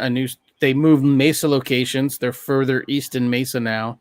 Oh wow, they're not on the country club or whatever anymore. No, they're up at like I don't know, like let's just say 3 miles east. They're on Broadway and something. Oh, like Gilbert? Or Yeah, something like that. Okay. Something like that. So we're gonna do people at the Mesa store, people at the Chandler store, and maybe people at the Phoenix store, but no out of state guests, just locals. Just the cool kids. But we're trying to get Mitch because having Mitch is like having a national guest, but he doesn't answer. Like he told the owner of Samurai Comics, like, hey, let me know I'm in because I want to support my local stores. So the owner of the store told me, I mean, I have Mitch's number. I texted Mitch and it's crickets. So now I have to get Scott because Mitch is like a big DC guy. So now I have to tell Scott, hey, text Mitch, tell Mitch to get back to me. It's like, yeah. So I'm getting big time by guys that I used to have in my Rolodex. Now they're not answering my texts or my emails. Yeah, I've never met Mitch, but he's actually doing awesome in Rose City. I saw. Oh, okay.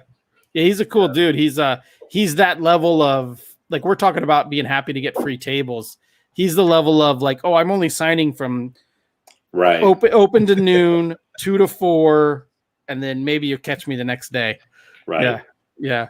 He's got it going on.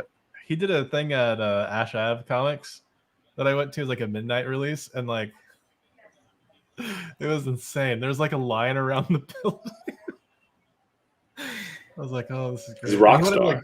But he wanted to draw for everyone. Like he wanted to do as much as he possibly could for it, which is great. He did a watercolor Mr. Miracle for me. There you go. Yeah, he is a rock star. He seems cool. He and I like have never connected. Like I'm mutuals with Shaner, but not him. Right. So of their little bromance rivalry, I'm on Team Shaner thus far. Well, we're all on Team Shaner. Yeah, but I'm on Team Donor. All right, dudes. That game sucked, but maybe we'll do it again on Tuesday or so. Yeah, what time is that one? Is that one another 7 p.m.? I think so. I think so because it's on the 7 for us, right? Oh, is it Wednesday? Yeah. Yeah, because I think it's East Coast, so it's probably at 7. Yeah. Okay. So all right, I'll hit you guys up. All right, cool. Take it easy. Later, guys. All right, man. Bye. Later, guys. Bye. Bye.